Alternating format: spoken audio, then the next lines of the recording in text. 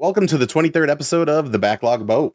As always, I am your captain, Roberto Gonzalez. To my left, we have the doctor. Hello. And to my right, we have the navigator. Jake. Our first episode of 2026. I feel like this month was not very eventful for any of us, but correct me if I'm wrong.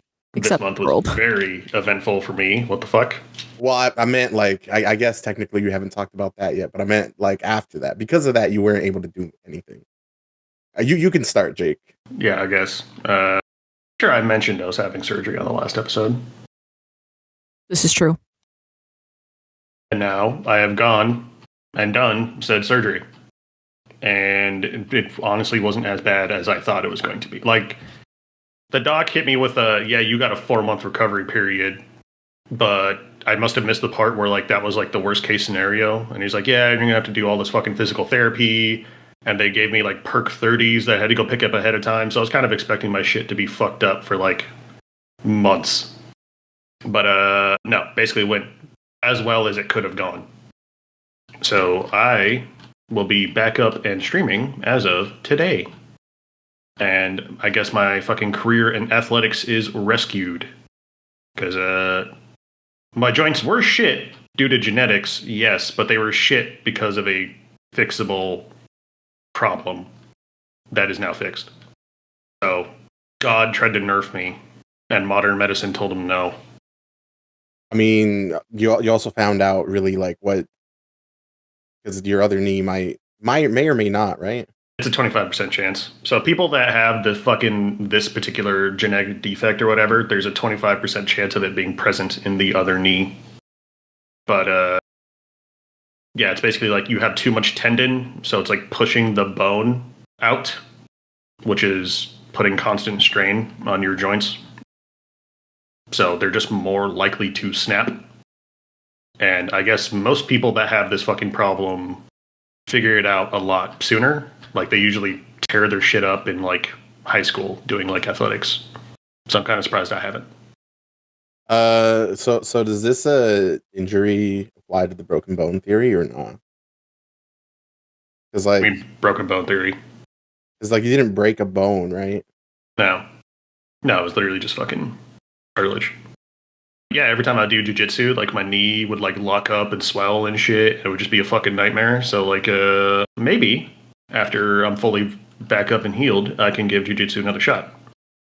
But so far, I think I'm just going to stick to upper body shit until probably March. And then I'll try to get back into cardio. Plan? I'm alive.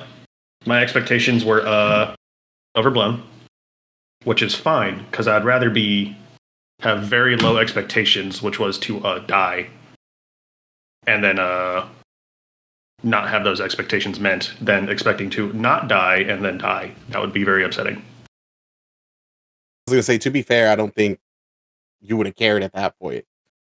But yeah, true. It's a good thing you're here, you know?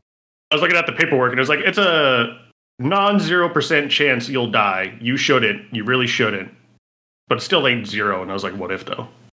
I was just worried about throughout surgery and shit, and then I was, like, getting extra fucking anxious because, like, she shaved my whole leg when I was like, hold up, where the fuck are you cutting, bro? I thought it was just a knee. Why is it going fucking ankle to mid-thigh? Yeah, bro, they hit me with some fent, and that chilled me out, and then gave me the anesthetic, and then boom, done. I just teleported into 2 hours later. It was good. It was great. Yeah, see, that was wild for me to hear that, like, Jake just got fentanyl for fucking anxiety, essentially. Like, do you think that's normal, Stephanie? Is that for anxiety or is that for the pain? I think it's probably both. Because it was before, right? Like, Valium a fucking painkiller? Because normally they give you Valium if you're fucking anxious, I think. I was like, well, a few years ago they did, but after a while, that's like highly addictive. So they're trying to like wean people off. They don't prescribe it. You just get one hit before surgery. Oh, yeah, that makes sense. Plus, I had fucking oxys prescribed, so that was the main worry. So, like, I took them for, like, 4 or 5 days, and then I was like, yeah, I'm just gonna suffer. But that was mainly because like I'd pop one and then instantly just fall asleep for 5 hours, and I was just like, man, drugs fucking suck. Where's the Fent at? That was a lot nicer. Well, just no, I see why it's a problem, bro. It fucking rules. Sorry. Like, what do you want from me? Yeah, don't touch it. It's too good. I don't think we'll have a problem not touching fentanyl here. Hopefully. Hopefully. I mean, you and I also stopped drinking, so like, maybe we need new hobbies. This is something I'm gonna say, and I don't think it's right, but if I had to choose between a drinking problem and a fentanyl problem, they're both really bad, but I might live a little longer with a drinking problem. I think that's a fair assessment, and we are not medical experts. So this entire thing has a bit. Don't do fentanyl. Don't be an alcoholic. And then hopefully YouTube won't smite us again for giving out We're not giving out medical advice. It's a bit. It's a joke. Fentanyl does not rule. It makes you feel like all your anxieties and worries have drifted away and you're floating on a cloud. So how's your month? I'm gonna need you to cut that, Rob. So how was your month, Stephanie? I'm trying to think. I was like, I feel like this month has just been a lot of information and a lot of stuff just going on in the world. So that has not been the best. But trying to think of other things that I've done. I feel like I have been like reading more and I have been like posting more. So that's been something that's been going on. And I don't know. Jake, I was like talking with like Robert about this, about like how your chats look like when you're streaming. And some of my posts on like social media have the weirdest, interesting comments that I have seen in my entire life. And that's even like coming from like my professional life too, where I'm like, I have no idea what it is about the internet, but people just feel really comfortable sharing whatever, whenever they want. So it's been an interesting time. I like to say I can relate, but I literally can't because like I think I have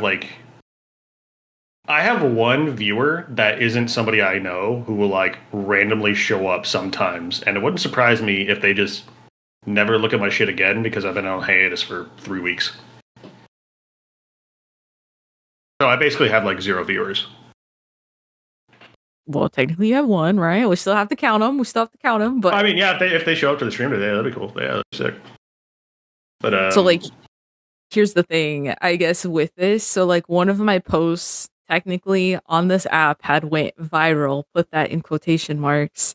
It has over, I think now, over like 500 comments, so many freaking likes. It's weird. And I don't think you will ever guess what it's related to. Boba tea. I wish that was it, because maybe I'd be like, oh, all right then.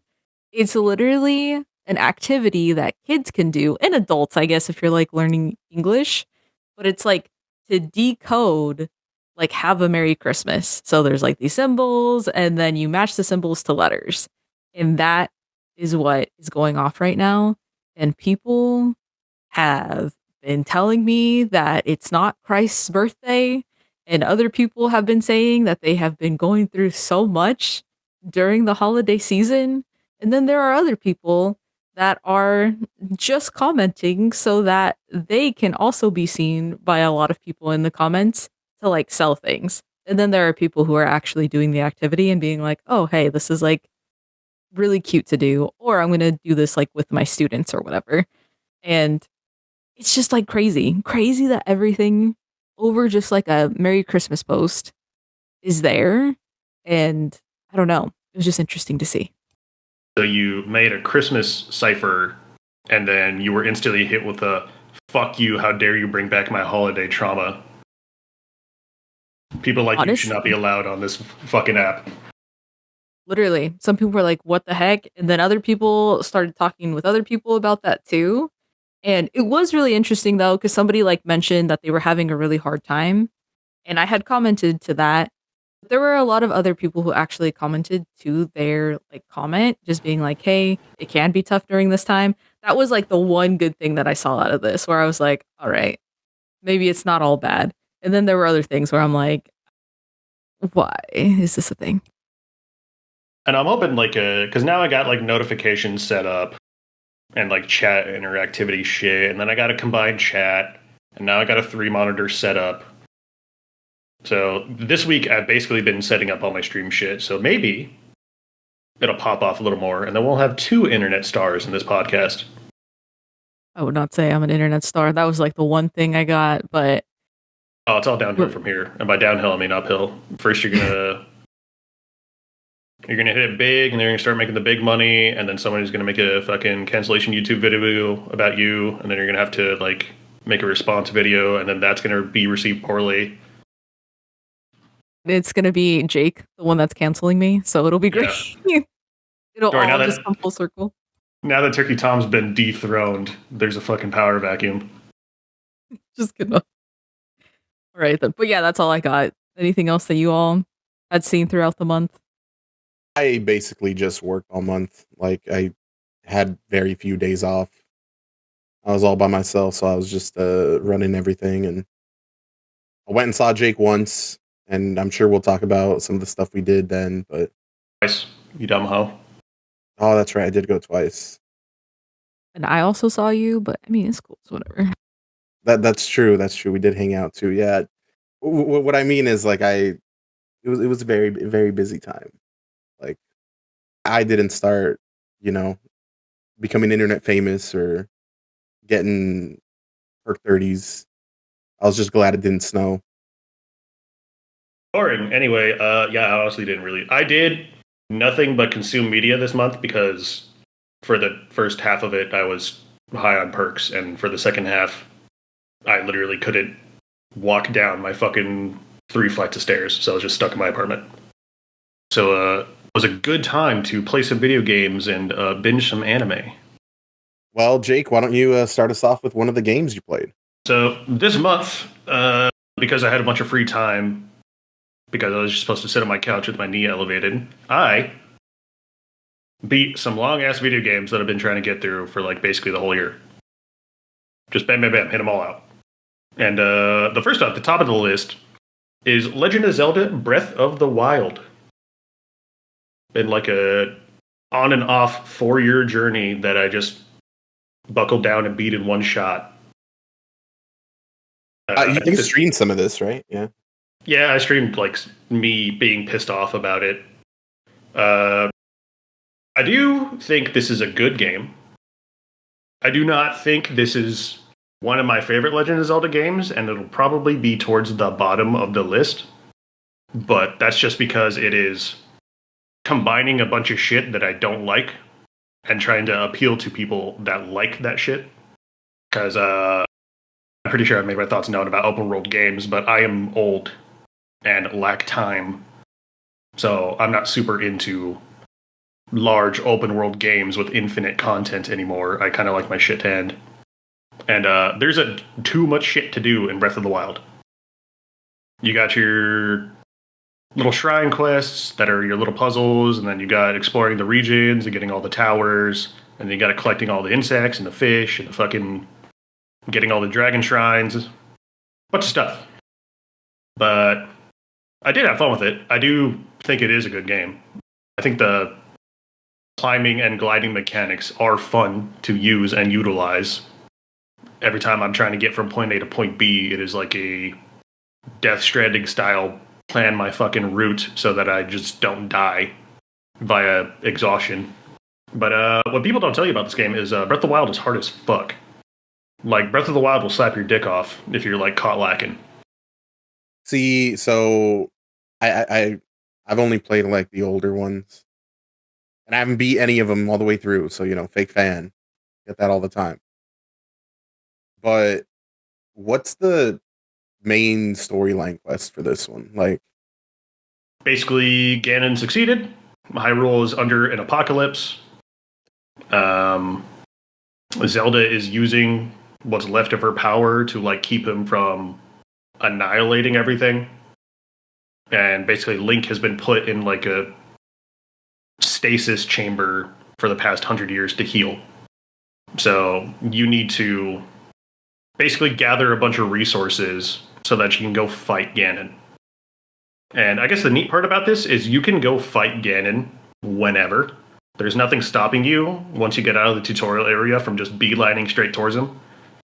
But you very likely do not have the equipment or the resources to just not get shit on. So you are exploring areas and zone. Like every time you complete a shrine, it gives you like a heart/stamina container. Like if you get 4 of them, you can trade them in for a heart container or a stamina container. You can like access these towers that give you a vantage point over the area, so you can like figure out where like villages are and like stables and other shrines. Sometimes there's like they're kind of like mini bosses, but they're usually not worth fighting at all unless you have a quest that says, hey man, I need you to go over there and kill that guy.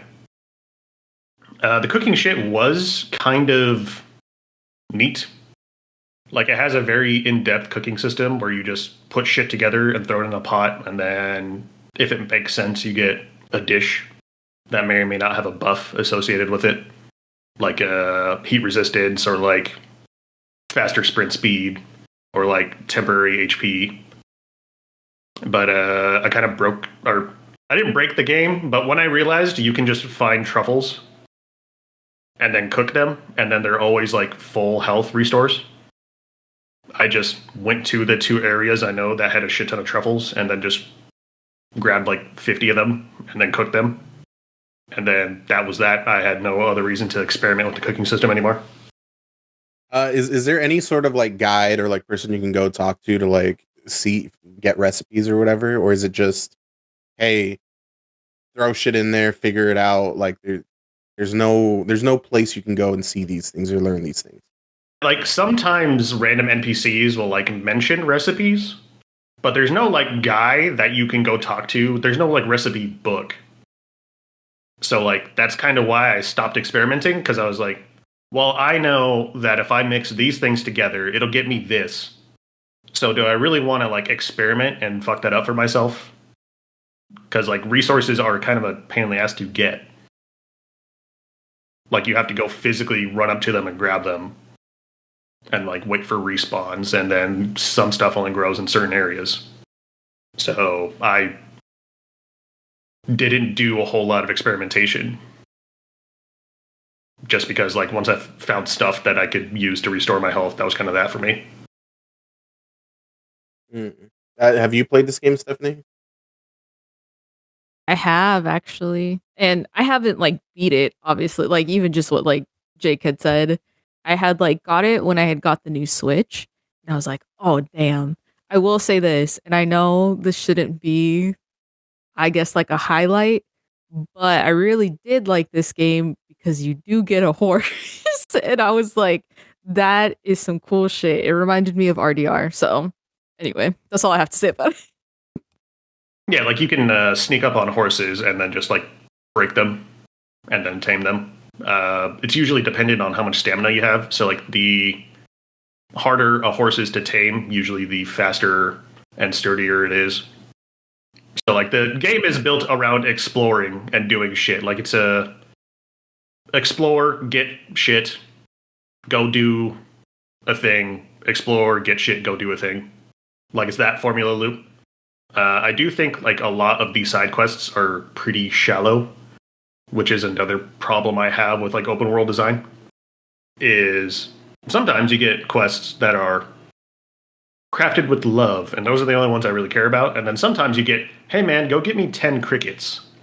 And it's like, cool, now I have a chore list of shit I gotta go do. I basically have to go grocery shopping for all these fucking dorks in Kakariko Village because they're for some reason incapable of getting their own groceries. See, the only thing I've seen pretty much of this game is I also bought it and tried playing it. gave up after 15 minutes. I was like, yeah, no, not doing this right now. But I've seen a bunch of videos of people like using they'll create these elaborate like devices to either make them fly or launch them somewhere or to like kill someone by using like I guess the closest way to describe it would be like Minecraft creations that allow them to do things. Is that like also something where like, well, we gave you these tools, you figure out what you want to do with them, or is there some sort of like, oh no, yeah, like this game shows you how to launch yourself super far, make bombs to kill enemies and stuff like that, or No, you basically got to figure out all that shit on your own. Like that's just shit people have grinded out. Like the power system is elaborate and does let you do a lot of goofy stuff. Like you get a stasis power that'll stop, like freeze enemies in time or freeze objects. You get a magnet power that can pick up like metallic objects you can use to like drop on enemies. You get 2 types of bombs. You get like you can create like ice platforms in the water so that you can cross it easier. So like combining all this shit, I'm sure if you were more creative than I was, you could do something other than I'm just going to walk up to that guy and then punch him with this sword until he dies. This game has like, it's got a parry, it's got a dodge, and then there's various different weapon types. Like spears do very shit damage, but they're fast and have good range. Two-handed weapons, good range, very slow, great damage. And then your classic one-handed weapon that you can use with the shield. And all your equipment breaks, so you're constantly snapping shit and then cycling through new weapons. So I guess it's nice that it forces you to interact with most of the systems, but like I really only fucked with the sword and the board because you can only parry with a shield. So I like to parry stuff, but I didn't get to do that very often because most of the things I found were usually two-handed weapons. There are, like, I do think the shrines get repetitive after a certain point. Like, sometimes they're clever and interesting, but what it really made me want is it made me want, like, a cohesive dungeon delving experience. Like in Ocarina of Time or Majora's Mask. Like, yeah, you have your overworld, but, like, you have dungeon-ass dungeons with their own puzzles and mechanics that are unique to that dungeon and enemies that you got to figure out how to solve. So, like, it was, like, taking those dungeons from classic games and basically like sprinkling them out throughout the land in tiny pieces. They have the bigger dungeons with like I think they're called like the divine machines or whatever. But there's basically like giant mechs that Ganon's controlling, and you need to go get control of them back, and they will help you fight Ganon if you do that. And each mech has a dungeon in it that is a lot better than the individual like shrines, but it's not quite as in depth as a normal Legend of Zelda dungeon. It sounds like I'm shitting all over this game, but what this game is kind of cozy. Like the music and atmosphere create a like adventurous and cozy vibe. Like music will get a little bit of upbeat and jazzy when you're in a fight, and it'll get slow and mellow, and then you're just listening to like the ambient soundtrack while you're out in Hyrule Field. And it is nice. Like, it is a nice game to chill out and play until you run into something that is stronger than you, and then it'll just absolutely rock your shit. Like, the amount of things I've been one-shot by in this game is absolutely nuts. Like, I thought 8 hearts was enough. Like, I thought that was going to be the point where I was like, okay, this is high enough for me to not get one-shot, and I could probably... Like, if I run into an enemy that's too dangerous for me, I'll have at least a heads up. And the answer is no, you'll still get one shot. So it's like the game needs you to interact with the cooking system to get enough buffs to survive. So the mechanics aren't there just for the sake of being there. There is a rhyme and a reason. Yeah, like if you're in a zone and you're ill-equipped, you're just going to get dunked on. So you need to like, okay, I'm in a fire zone. I need a elixir of like fire resistance. I'm going to need a bunch of full heals. I'm going to need like, they're throwing projectiles at me, so I'm going to need a good sword and a good shield. Or like I'm gonna stock up on ice arrows because that'll one-shot enemies that are dealing out fire damage. It's like you do like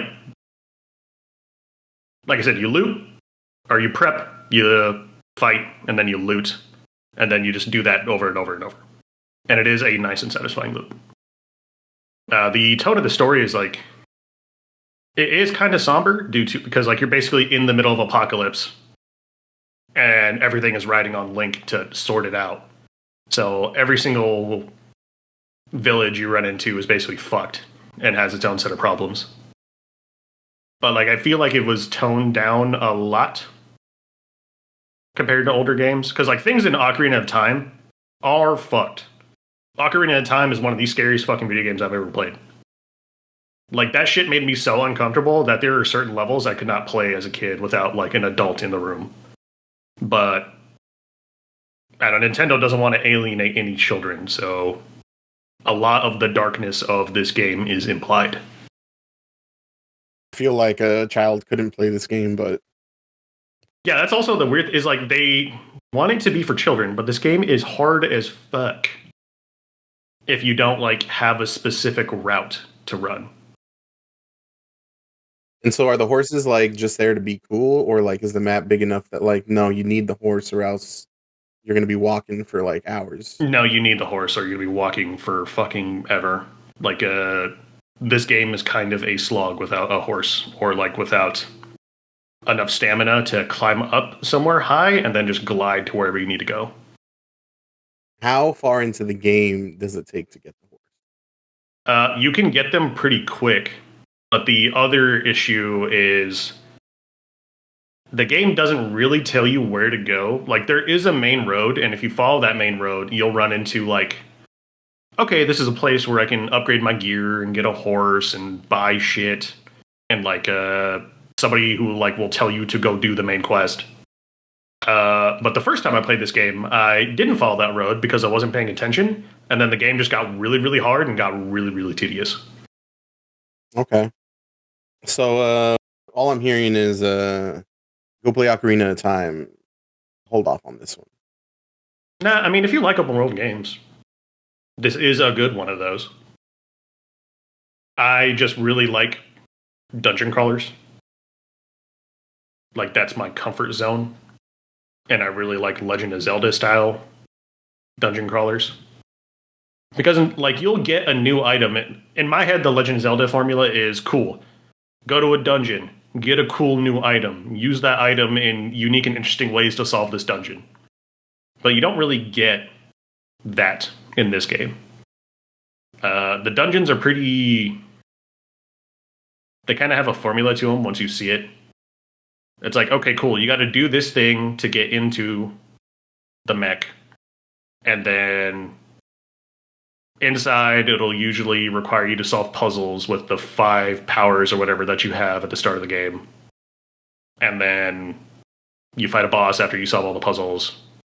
And then you get a new power that isn't required to solve any other dungeons, and then you continue.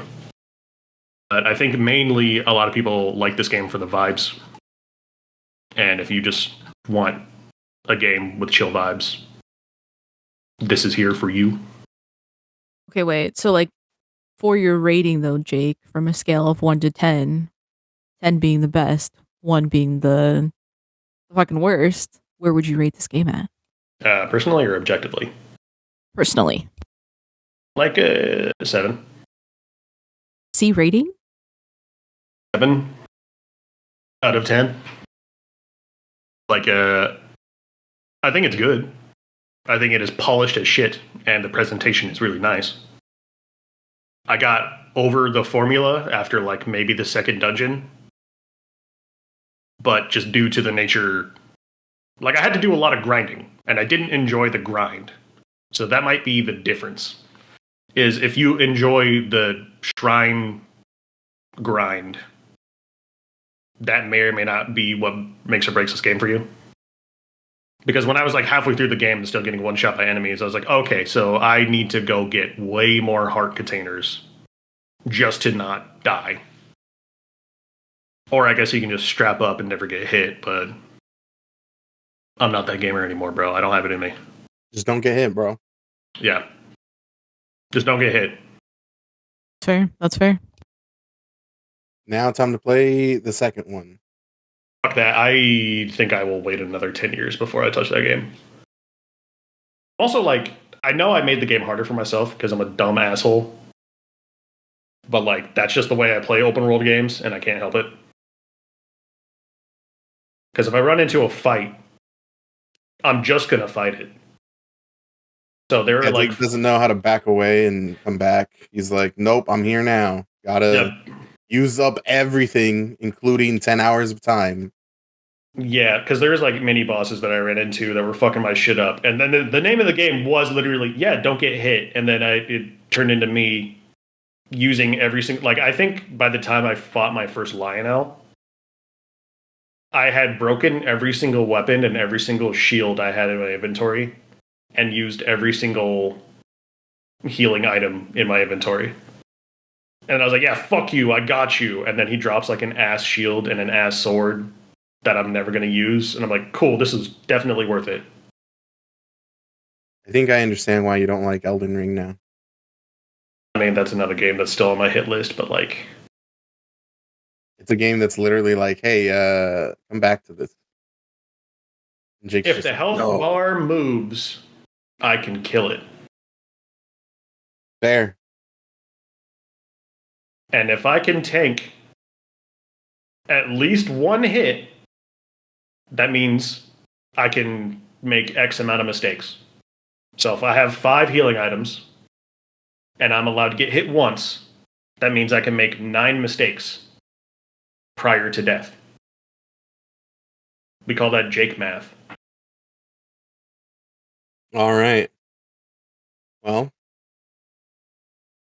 this year I decided, unless you have something else to say about Zelda. No, it's good.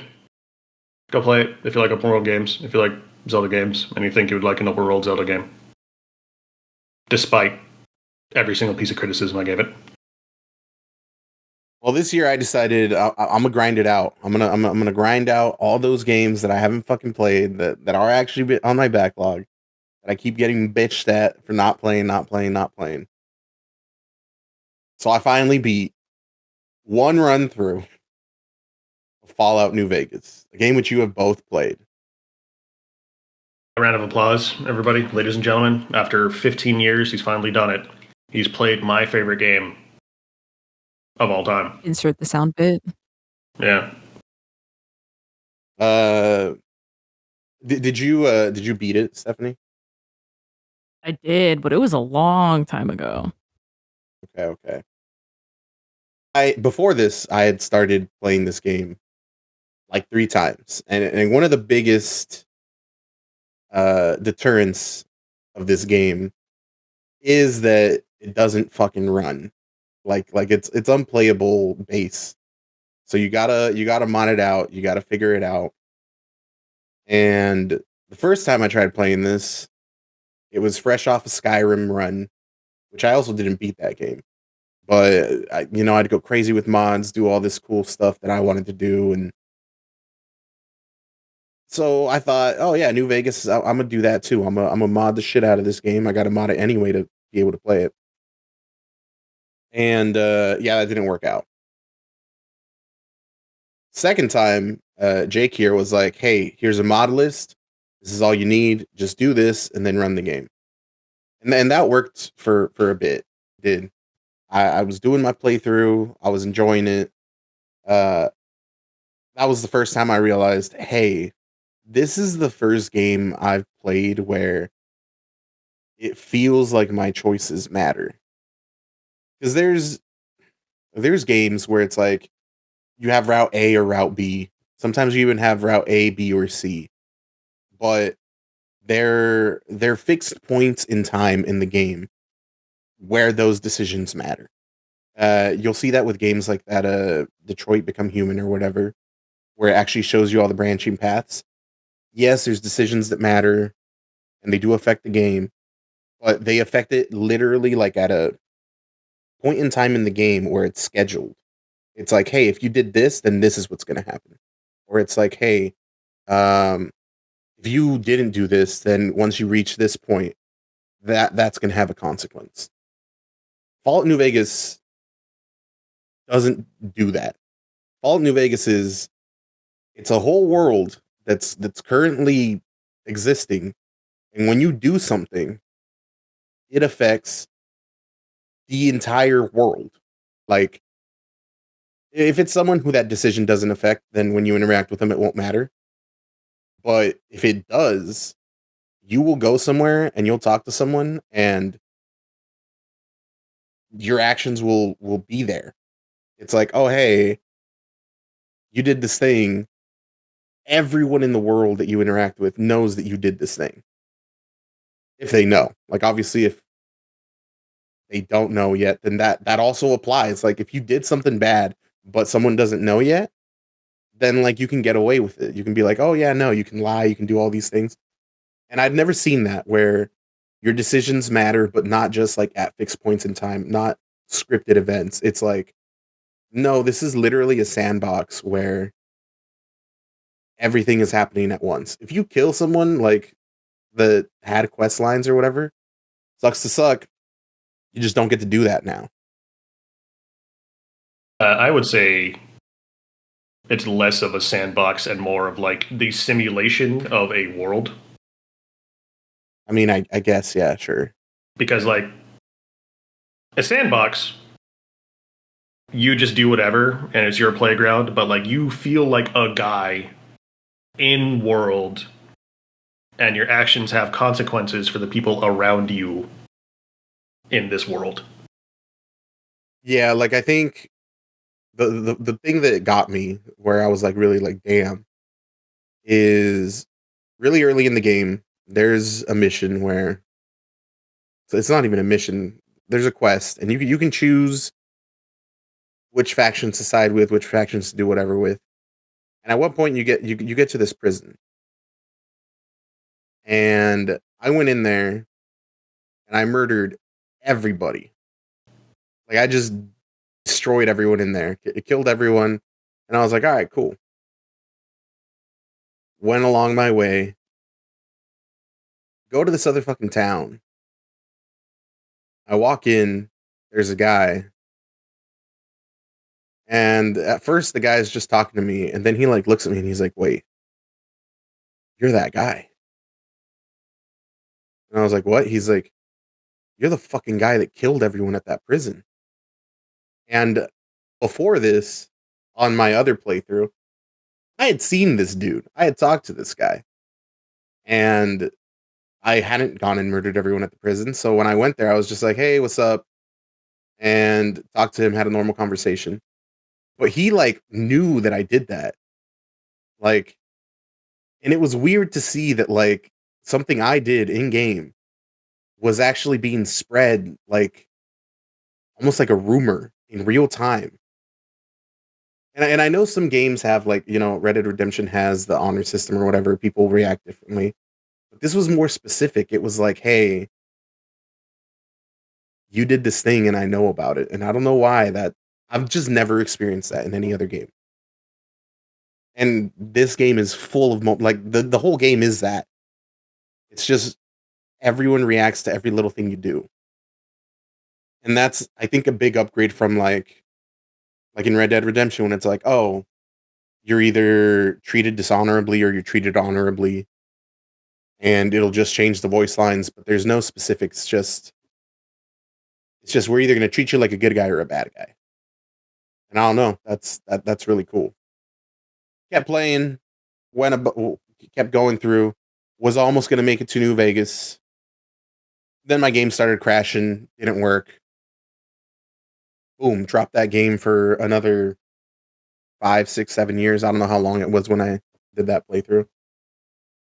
Finally, I found a page that had all these mods to make the game just run, but vanilla. No, like yeah, they made the game look better, but no changes to story, no changes to the gameplay, no sprint button, no nothing. Just be able to play the game how it was meant to be played. Added those mods. And my God, this is one of the best games I've ever played. Every single character of like the characters, like the named people, the protagonists, or not protagonists, but like all the people that matter are such living and breathing characters that I was just like, man, I knowing how the game works, even doing my playthrough the way I did it, I'm like, I want to go back and see what if I helped you instead of wronged you, or what if I wronged you instead of helped you? What if I did all these different things because I know that the people will react differently to whatever I do, and that makes that game infinitely replayable. Like, I am shocked that like people were playing this on a fucking 360 or a PS3, and then they went to Skyrim and praised Skyrim afterwards. Like, that's insane to me. And when I got my hands on New Vegas, like I think I initially didn't like it because I played 3, but then the more of a shot I gave it, I was like, oh, this is a Dungeons and Dragons simulation. Like, this is the best or closest I can get to, I think, on a console of like a Dungeons and Dragons simulator. You build a character, you have skills, you typically can't be good at everything. And based on the skills and attributes you build your character with, people around you will treat you differently. And you have some quests you can solve with certain skills that you've invested into, and then some areas are just cut off to you because you didn't invest in those skills, which makes it like the replay potential is absolutely massive because it also like gives you a lot of roleplay potential. Like, hey, is your perception really high? Okay, your character is good at telling when people are lying. Or hey, is your intelligence stat high? That just doesn't mean you get more skill points. It means your character actually knows shit about engineering and chemistry and world history. Like, hey, do you have the terrifying presence perk? Yeah, your character is intimidating and can make anybody shit their pants. And I think this is kind of the game that broke open world video games for me. Is there's very few bullshit side quests in New Vegas. Most of the side quests in New Vegas have some kind of point or significance. So that might be like narrative significance, like it might actually tie back into the main quest, or like reveal some bit of lore, or interact with a faction in a way you didn't know it was going to, or it'll point you to the location of something interesting, like an area that has its own narrative storytelling going on, or some kind of cool dungeon that you can run through and get interesting loot out of that tells its own story. So I'm sure there is like, hey man, go get me 10, I don't know, Nuka-Colas or whatever. I'm sure there's like a quest and a couple like those in New Vegas. But a lot of them are so significant that they tie back into the main plot that it makes the world feel alive and breathable. Like, hey, this guy wants this thing, not arbitrarily because he wants it, but there is a reason why he needs this thing to happen. The other thing for me is I love westerns, like the Red Dead series, even Western movies. Like it's just being a cowboy. It's such a good setting environment, and that's what New Vegas feels like. I'd played Fallout 3 before, not all the way through, but some.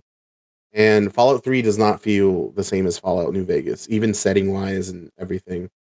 Just because like this game truly does feel like a Western. And that's also helped by the music. The music is amazing. But the setting itself, Stephanie, you and I have both been to Vegas. And I know that there's games like, The Last of Us will show Seattle. I think The Division did, like, everyone in New York was like, oh my God, this is down to the last details. And New Vegas isn't like that. It's not like super detailed to the point where like, oh my God, this is exactly what this street looks like or whatever. but it has certain landmarks that are, if you've been there, you look at it and you're like, I know what this is. I've been here.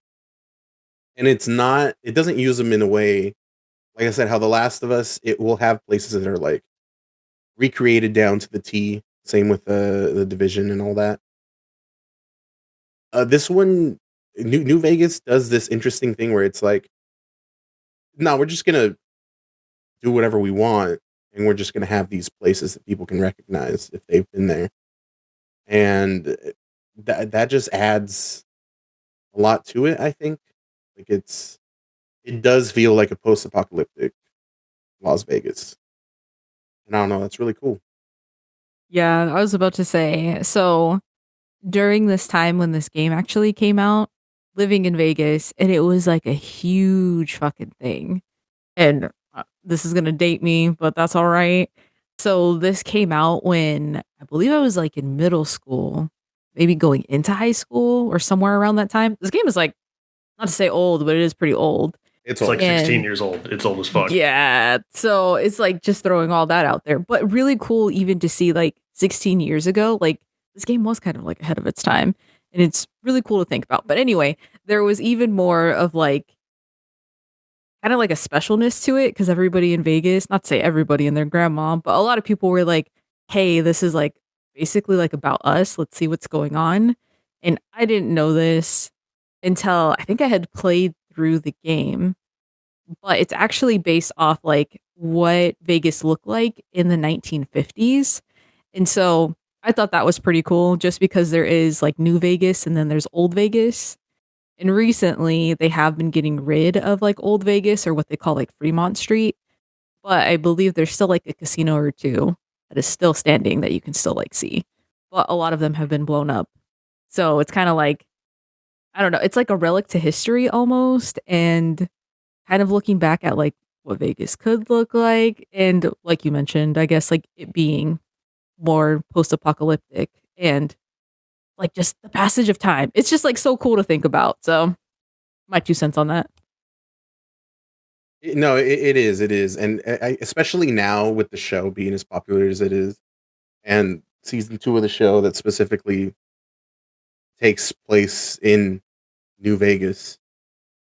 I know a lot of places in Vegas already did when the game came out. Like, there's places that tourists will go visit because of the game, and so they kind of lean into it. Now with the show, they're doing it even more because now you got even people that have never played the game are like, "Oh my god, I this is cool. Let's go check this out." And I don't know, it's just pretty cool that like it's just kind of a big revival for it in more ways than one. I would love to talk about like specifics and everything, but I don't want to. I do not want to spoil any part of this game for anyone who hasn't played it because it's such an experience. I thought I knew some things from playing it previously and getting from start to finish, just some of the characters and seeing how well written they are. It's a beautiful experience. If you can get this game running, which is the biggest hurdle, do it. You will not feel like your time has been wasted. Sorry it took me 15 years, Jake. Yeah, now you know why RPG. Now you know when I was like, Skyrim's not a real RPG, and you were like, you're a fucking idiot, Jake. I hate you. You're stupid. I don't think I said any of those things, but Uh, you said Skyrim is a real RPG. Fuck you, Jake. How dare you? I believe I was like, maybe you just can't role play, but I'm role playing. I'm having a good time, and there you go. Skyrim's a sandbox. Yes. Yes, I said Skyrim is a sandbox. Same with Fallout 3. Fallout New Vegas is a simulation. and it's so good. What I would give to, I mean, no, and that's the beautiful thing about this game. Like a lot of games, I'm like, what I would give to play it again for the first time, but with the infinite replayability, you can do that and find something new every time. I found a couple of things in this playthrough where I was like, "Hey, Jake, you never told me about this. This stuff's cool." And Jake's like, "I've never seen that." Yeah, and I And I got was like like, 500 hours in the game. So like, Them busting this shit out in like 18 months is fucking crazy. Like I said, beautiful transcendent experience. Everyone should play this game. It's pretty fucking good. But that's all I have to say about New Vegas. I'm sure this is a game I will continue to play for the rest of my life. Stephanie, what do you got for games this month? Okay, so I did have one, but I'm gonna save that one for another time just because I know that with my book section, it's gonna be long. So I will be passing the torch. That's fine. I'm probably gonna make some cuts too because I know we got a time crunch. But y'all beat Baldur's Gate 3. Speaking of RPGs, Damn. yeah, I know, big fucking game. 2 big fucking games. But like, dear lord. So I got to Act 3 in Baldur's Gate 3 when I was like on a Baldur's Gate binge.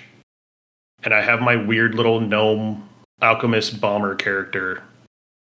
And then I was like, cool, finally, home stretch. I love this game, but I think my time with it has been fulfilled.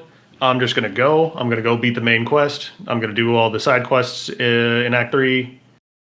And then Bob's your uncle. We'll be done. This experience will be over. And then I didn't realize Baldur's Gate 3, Act 3, is the densest and longest out of all 3 acts in fucking Baldur's Gate 3. Getting to Baldur's Gate 3 in Act 3, like, there is like an entirely different new video game in just Act 3. Like, the whole city itself could have been its own fucking video game. You got like the towns outside Baldur's Gate, and then they have their own problems you got to go through and solve. And then eventually you fucking lie, cheat, steal, or just fucking ask your way into Baldur's Gate. And then that has its own districts. You have the poor district, you have the rich district, you have the middle district, you have all these different factions and companies within the Baldur's Gate itself. And then you're running around and you're doing a bunch of quests for them. There's fucking sewers, there's fucking caves, there's like hidden temples and shit. There's like way too much in Act 3. But like, it is a simulation. Like, it blows my mind how well this game fucking plays on console. It blows my mind how well this game plays co-op on console. Like, Baldur's Gate 3 is probably the best Dungeons and Dragons adjacent simulator you could play. If you do not have people to play Dungeons and Dragons with, but you want a taste, Baldur's Gate will give that to you. It's got beautiful atmospheric music. The narrator like narrates every single thing that is happening from your character's perspective, like a dungeon master in a game of Dungeons and Dragons. Like, she'll be like, yeah, your character sees this. This is what you can interpret from this information. Here's what you're staring at.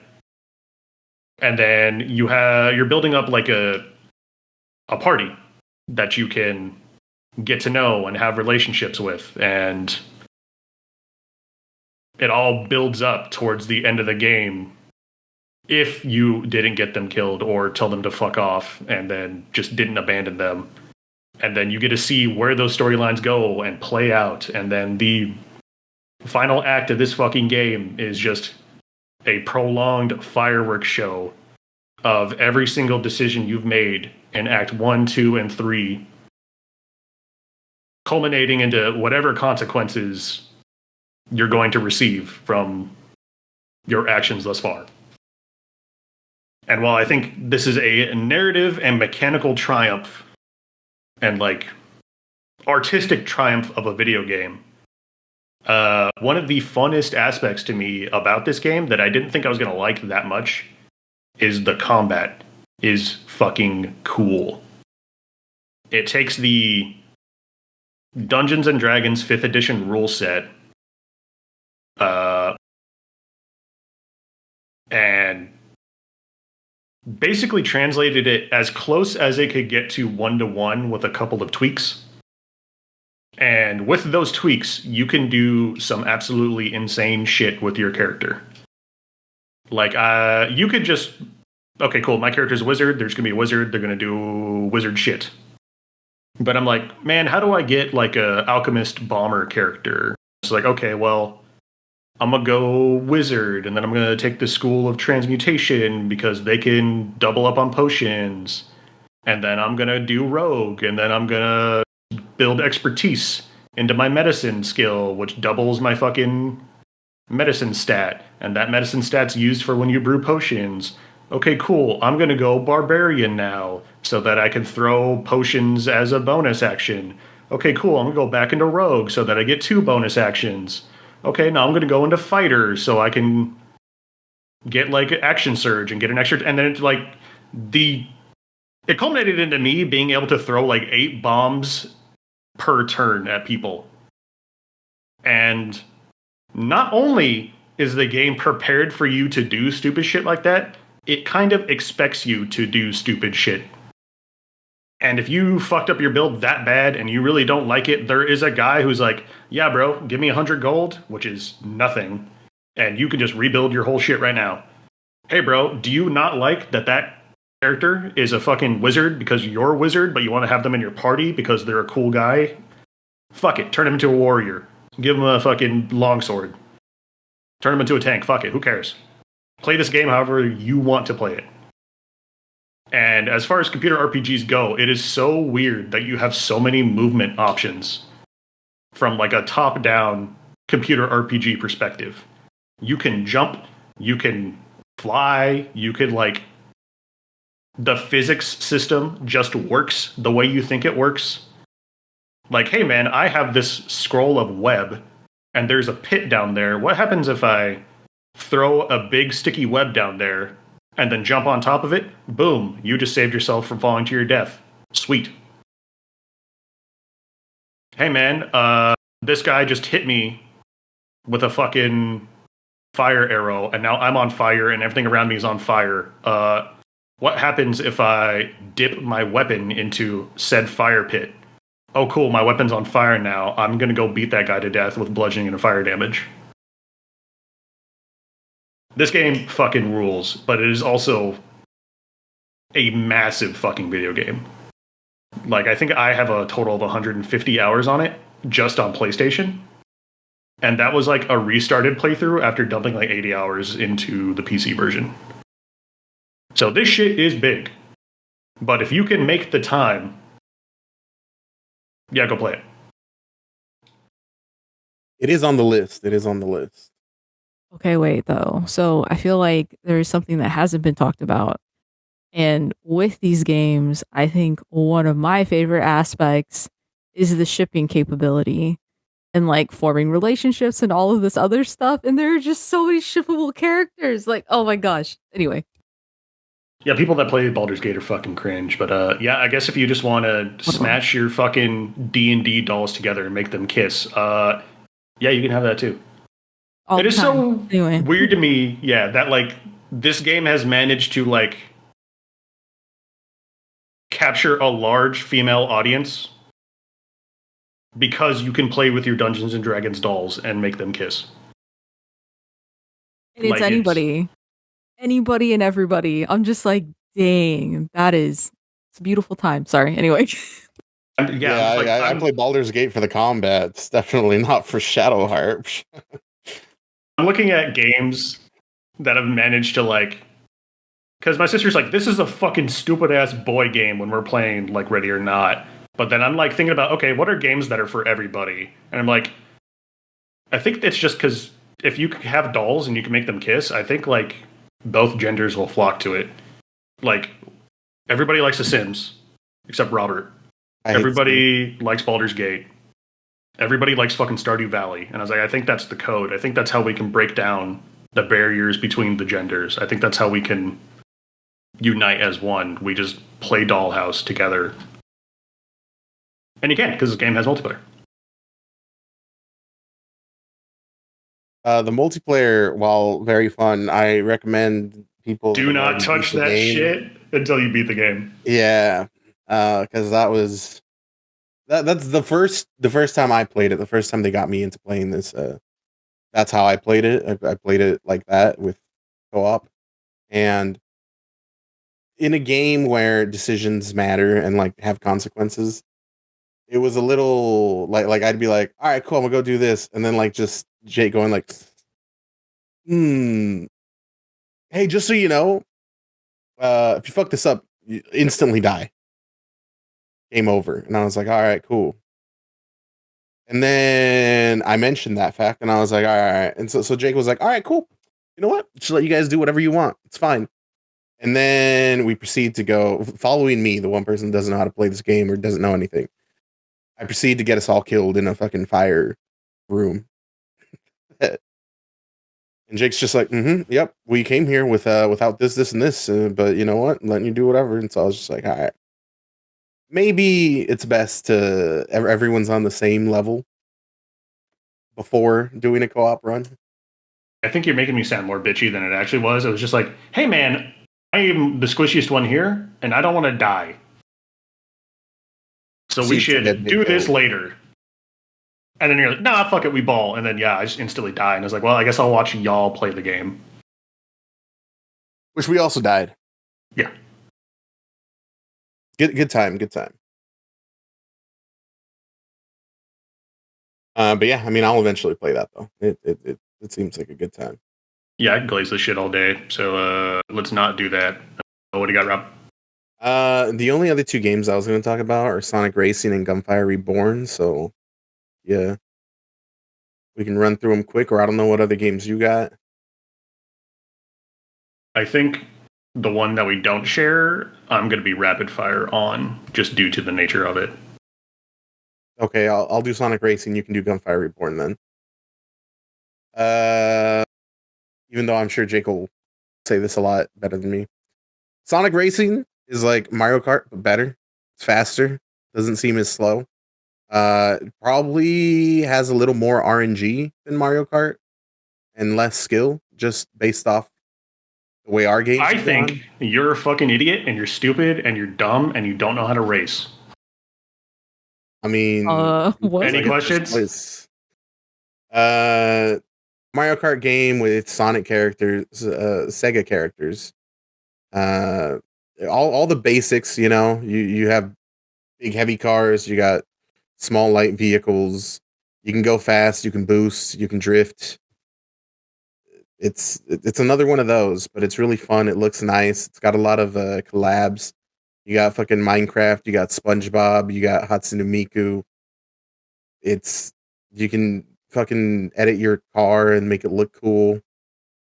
You can play online against people, or you can play with friends. There's party modes where, you know, instead of just racing, you also are trying to either get the most hits or what was the other one? You just bump into your teammates, stuff like that. But it's a fun time. The soundtrack's good. Yeah, Persona. Sorry, that's also in there. Persona 5 specifically. You can play as Joker. It's a fun time. It's fun because it's still engaging, but it also doesn't require too much like thought. You can just, like, I'm sure at any moment in time we can just run one, and yeah, maybe we'll get mad, but it's just a fun little, you know, let's just race. Let's just chill. And you are not giving this shit enough credit. Sonic Racing Cross Worlds fucking rules. I was super worried about this game because Sonic All-Stars Racing Transformed is one of my favorite kart racers of all time, and that game has like great multiplayer, but also a really fun single player. So when I saw that the single player for this game wasn't as involved, I was super worried that I would just like run a couple races, get sick of it, and drop it. But what they did is they doubled down on the online and co-op component, which was 100% worth it. Like, this game has crossplay between everything, which is fucking awesome. Like, I can run this shit on my PlayStation. Robert can run this shit on his PC. If somebody has a Switch copy, they can do that. And it all just kind of works.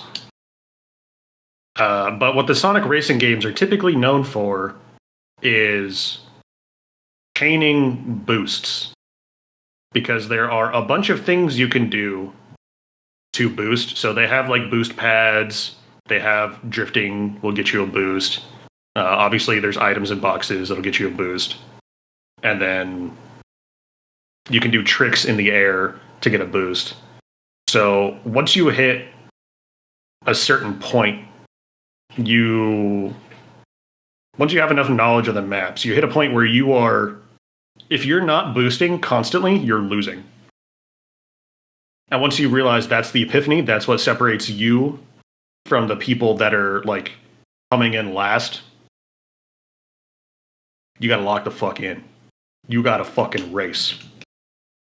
And this game has some of the best Sega music I've listened to recently, and it's fucking gas. It's got Yakuza music, it's got Persona music, it's got Hatsune Miku music, but all the like standard tracks of each unique world is so good that I don't want to turn on the alternate soundtracks because I love the base soundtrack that much.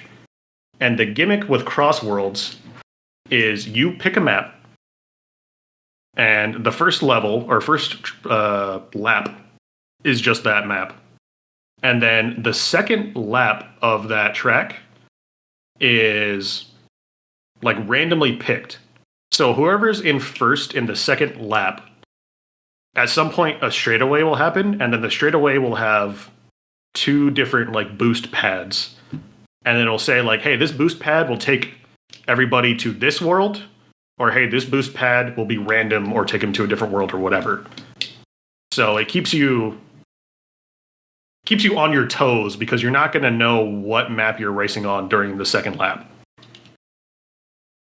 And then each track has the hyper version, I guess, that starts playing once you exit the quote-unquote cross world into the third lap of the normal track.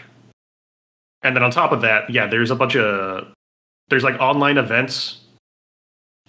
Usually like they have like Pac-Man events where it's like, yeah, you're racing on the Pac-Man stage and you're doing it in teams and you have these little bonuses like, hey, the objective is to get the most rings. So you get points based on what position everybody came in.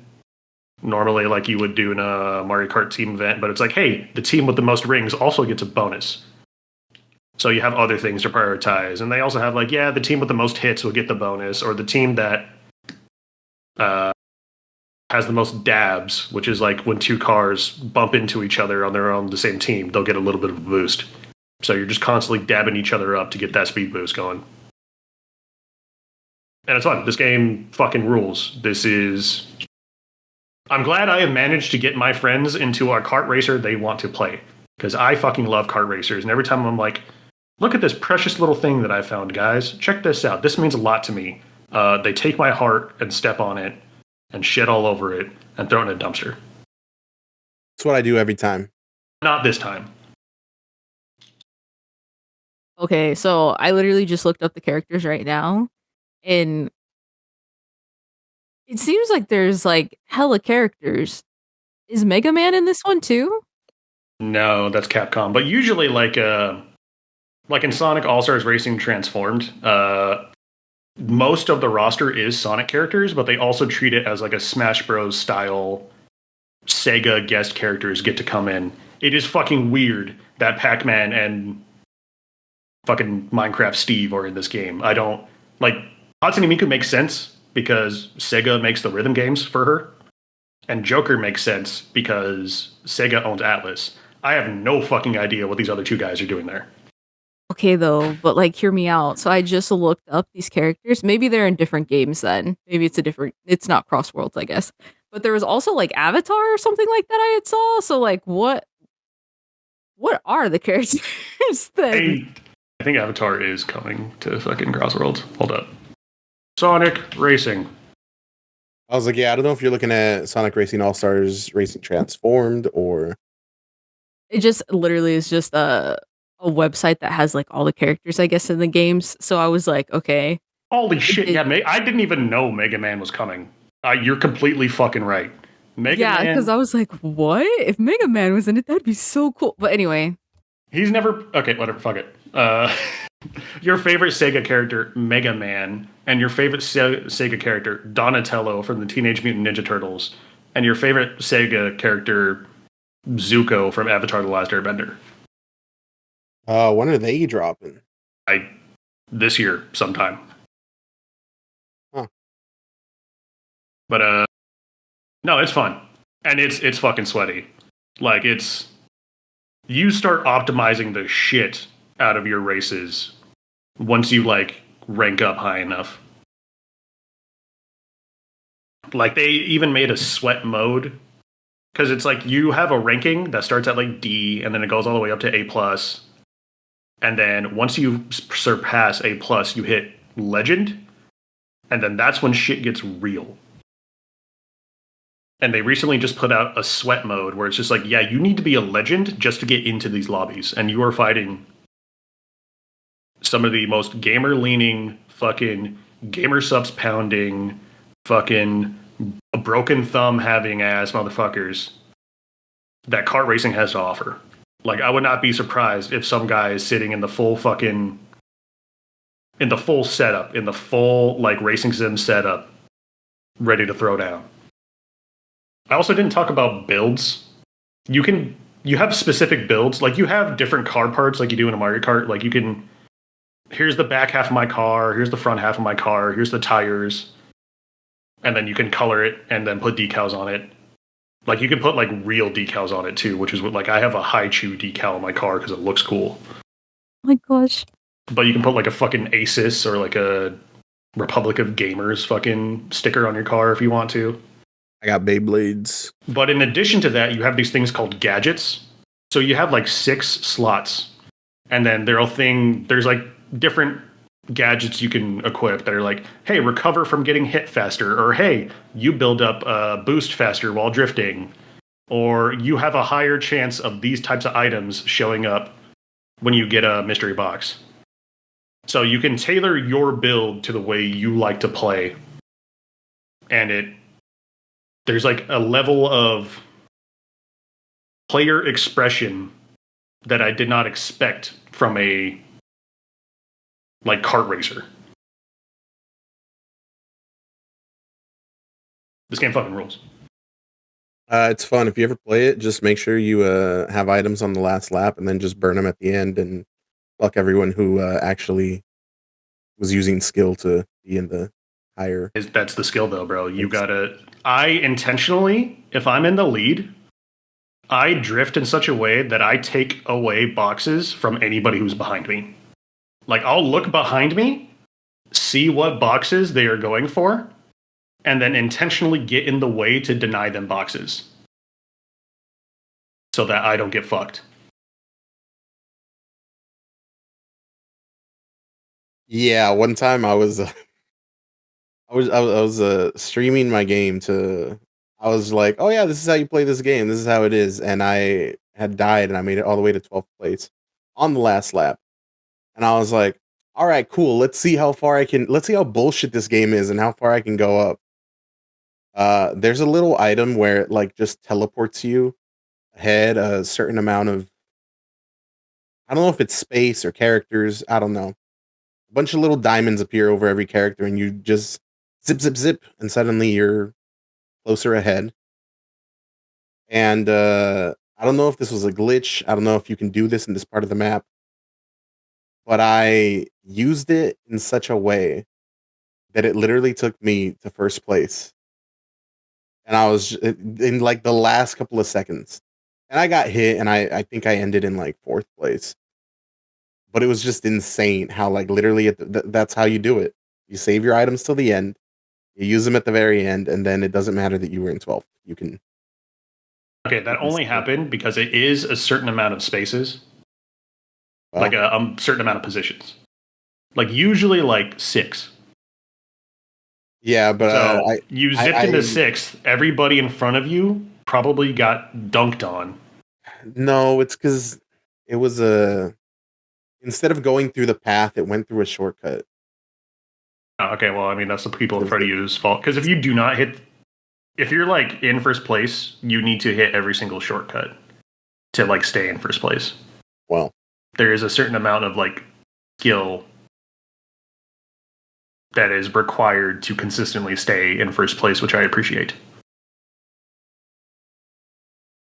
Yeah, that's Sonic Racing, and I'll let Jake rapidly go through Gunfire Reborn. Yeah, the other one was the one I was going to speed run through, but Or okay, or you have another one after that? I didn't have Gunfire on my list. I see. We don't have to talk about it. I mean, Gunfire's good. We played it last year, and we are still playing it. It is a co-op looter shooter, so schluter, with a furry and ancient Chinese wushu aesthetic. You pick these little animal guys, and then they all have their own separate abilities, kind of like Overwatch characters. And then your goal is to just run through like 4 sets of dungeons and beat them all. But where this game gets interesting is there is a shit ton of guns. And they're not like Borderlands guns where they're like slightly tweaked. Like SMGs of a certain class will just do certain things. Like, this one has fire. This one has a faster fire rate. This one's slower, whatever. No, they're all like unique weapons that do their own thing. And at the end of each level, you can level up your character, and they have their own skill tree that interacts with their own abilities. And you can find scrolls which add like roguelike modifiers onto your character. So you and your friends, basically every run turns into you making a build for your character on the fly and trying to see how much damage you can get out of it. Yeah, I think the first 2 times we played, we died on like the second or third boss. And then now it's just, let's see who can do the most damage. And it's usually Jake. Yeah, like there's a character I play that like will shoot people, and then if you hit them in a weak spot, which randomly spawns on each enemy, they'll like stumble. And then if somebody is stumbled, you can like instant kill them. Like you send them literally to the Shadow Realm, and then they explode and hurt all other enemies.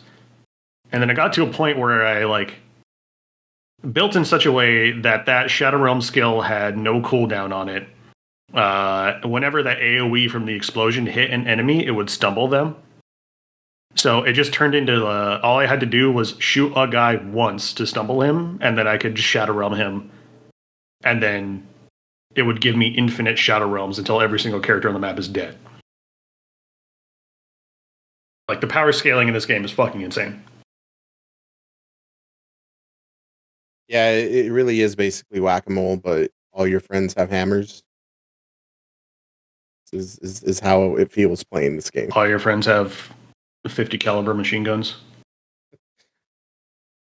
It's a fun, hey, let's do something while we're talking kind of deal. Initially you kind of have to strap up, but once you have your character fully leveled up, it does just become a chill time where you're just looting and shooting. And like the game keeps getting content, even though it's like 4 years old. Like I guess we're getting more levels and more guns, which is cool. And like each gun, pass, which I'm excited about. Yeah, is like its own thing.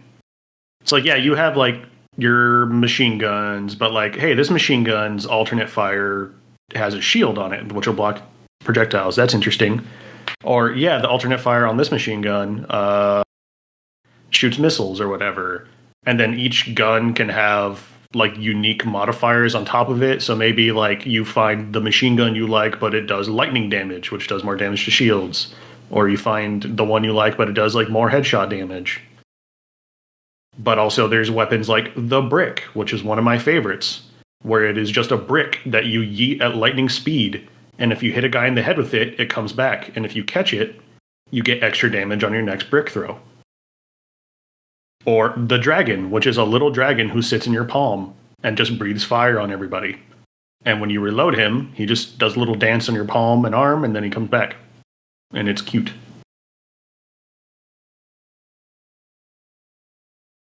Yeah, it's a fun time. Again, I'd recommend. Yeah, if you want Borderlands, but it was basically a roguelike shooter instead. Boom, there you go. It's only like $15 too. Like you get a lot of game for $15. I think we all have like 80 hours on it already. Jesus Christ, do we?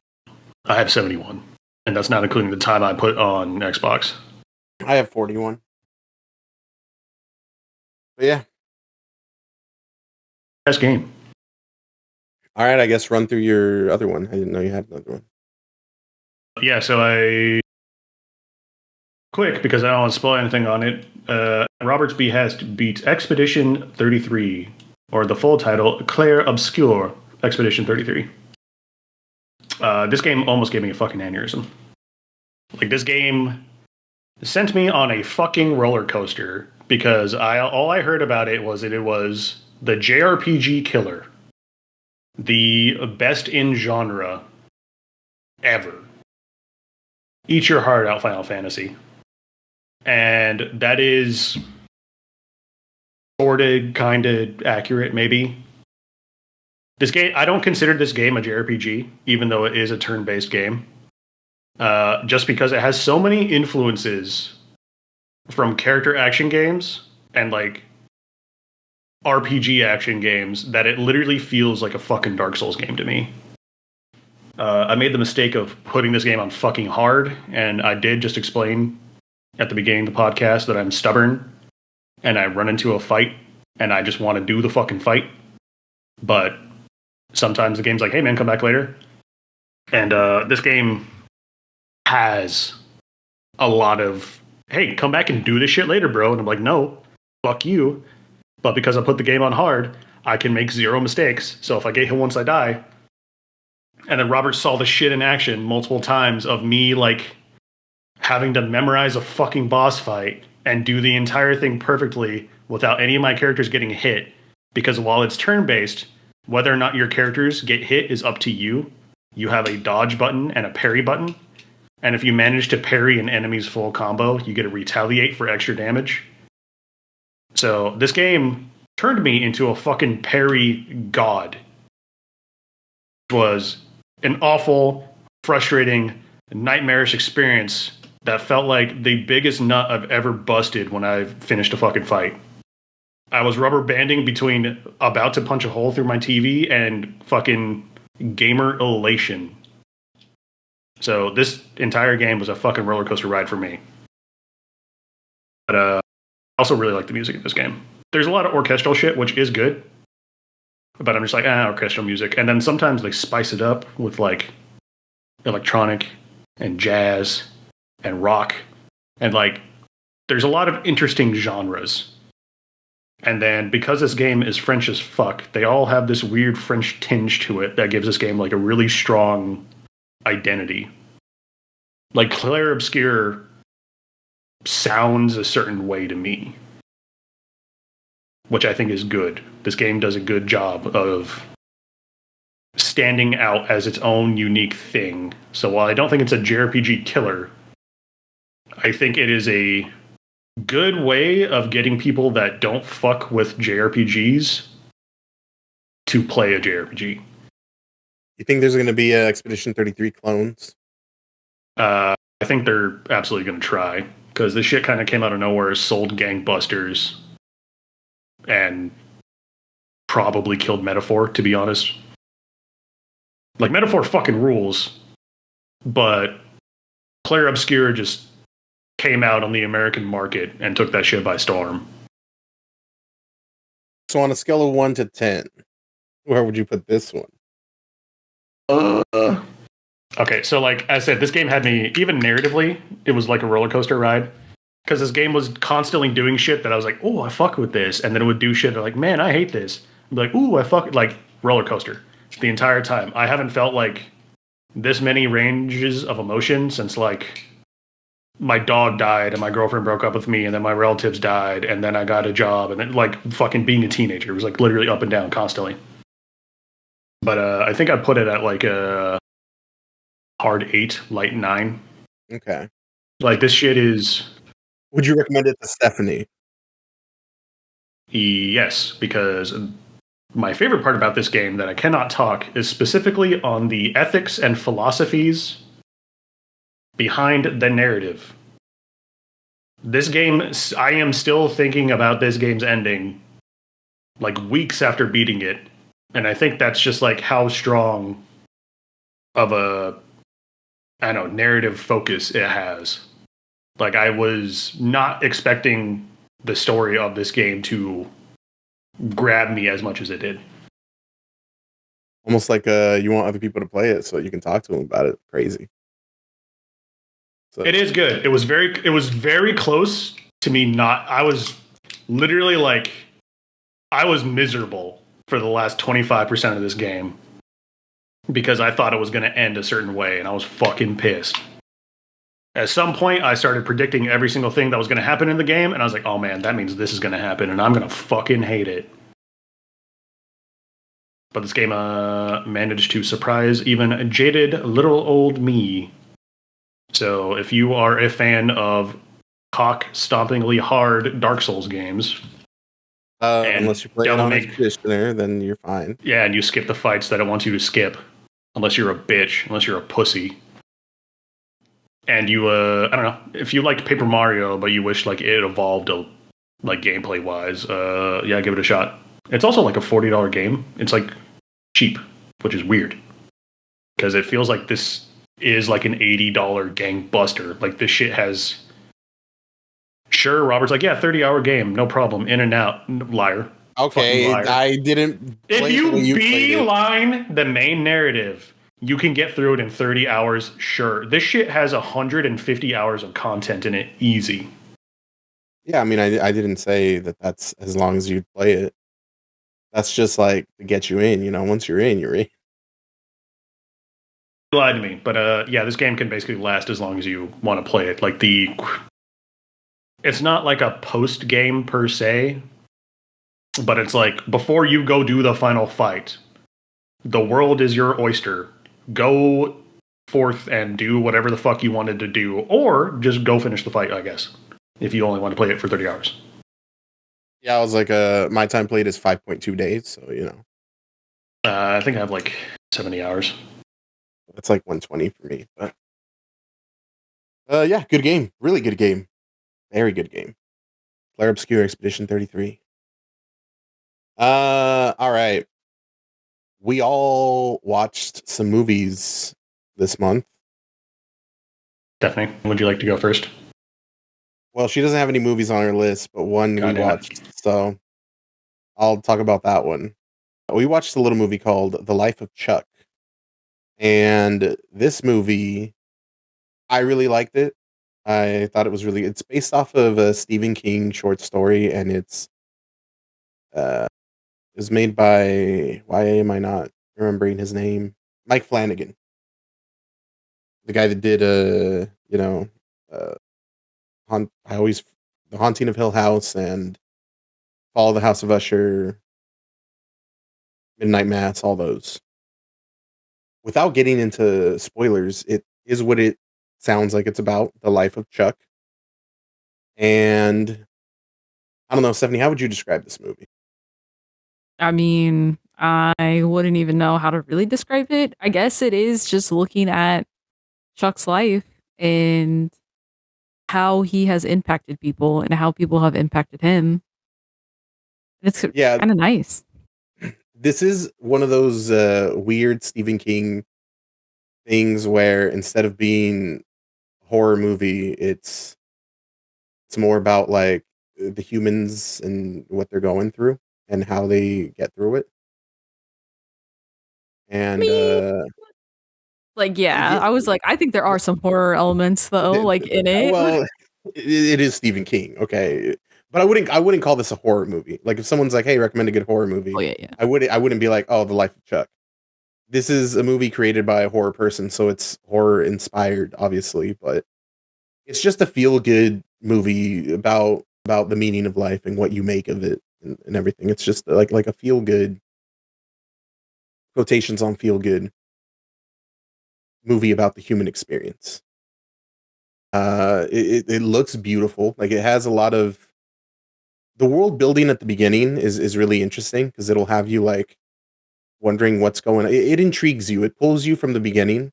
And I won't mention any of that because that would be a spoiler, but it's got a hook, and then you're watching it, and then you're like, damn, this is that good stuff. That good, feel good, want to have a good time kind of movie. Forgot how hard it is to talk about movies without spoiling them. On a scale of 1 to Chuck, would you identify as a Chuck or not a Chuck? I strive to be a Chuck. One of those, huh? One of those. One of those Ted Lasso types, huh? Adjacent. I mean, Would you okay, would you consider it an inspiring movie? I think so. I think I wouldn't go as far as to be like, this is a person like Ted Lasso. I think that he's a person. And I think that's really cool. And he does go through a lot of different challenges and he does face them very well. And it is very like cute to see. I think the only thing is I'm like, I mean, I don't know. I'll just leave that there. I would recommend a watch. Like this is a movie I feel like almost anyone can watch. I don't think it has like you can watch this with family, you can watch this with friends. I don't think there's anything too wild in there or anything. I don't think it's too scary for kids. Bruh, the beginning. Just and then the end. Yeah, but you know, kids be watching wild stuff these days. I feel like it's fine. Not much more to say about it other than like, yeah, it's a good feel good watch. Speaking of movies that like maybe kids shouldn't watch, Jake and I watched Begonia, which ironically was the other choice, and that Stephanie and I were gonna watch, and then we chose The Life of Chuck.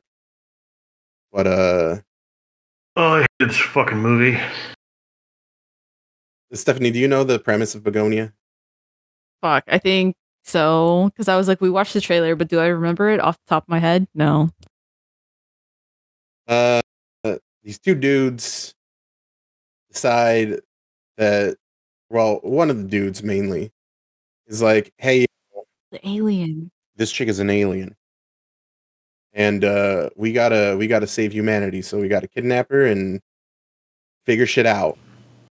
And I mean, that's pretty much the premise of the movie. I think it's well acted, well done. It built a lot of tension. I really enjoyed watching this movie until I didn't. Yeah, Clear Obscure has made me realize that the journey might not be as important to me as the destination, to be honest. I might be one of those guys. My opinion of that game is it was dog shit until I hit the ending and I was like, oh! But I really like this movie up until I hit the ending. So I guess like how much you like that ending is going to determine how much you fuck with this movie, maybe. Because like it is a compelling movie when it starts. It is very tense and uncomfortable, and you really see how far gone fucking Jesse Plemons' character is, and it's like upsetting. Like he is a monster made out of his own mental illness and trauma. Like homie has no ill will about him, and that's why he's scary and makes me uncomfortable to watch. And He the just, performances are good. yeah, he just genuinely thinks he's fucking right. Yeah, Jesse Plemons fucking kills it. Emma Stone's Emma Stone performance does is too, also yeah. really fucking good. I don't know the actor's name that played his cousin, but I mean, he broke my heart. So, good job. It's like a slow burn house thriller, I guess. And then you got Stavros just doing his thing, which I think he played his character well too. Yeah, being an absolute fucking creep. Yeah. But yeah, it's I think the like dream space shit they do is interesting. Like it's like his trauma is like vignetted in black and white, and his delusions. So I thought that was very visually interesting. But yeah, how much you do or do not fuck with this movie is gonna just depend on how much you like the ending. It is very hard for me to be like, yeah, go watch this, and I was like, oh yeah, but I fucking hated the way it ended. It feels like there was two movies written. There is two movies here, and one of them a certain demographic would really like, and the other another demographic would like, and they went with one of those, and Jake and I just aren't part of that demographic because Brienne loved it, or I don't know if she loved it, but she liked it. So it really is up to personal preference. Yeah, but I guess it just depends where you're at on the shit movie spectrum. I'm over here on the good side, but I mean, if you like bad movies, I love bad movies. I don't think this was a bad movie. I think this was didn't land the ending movie.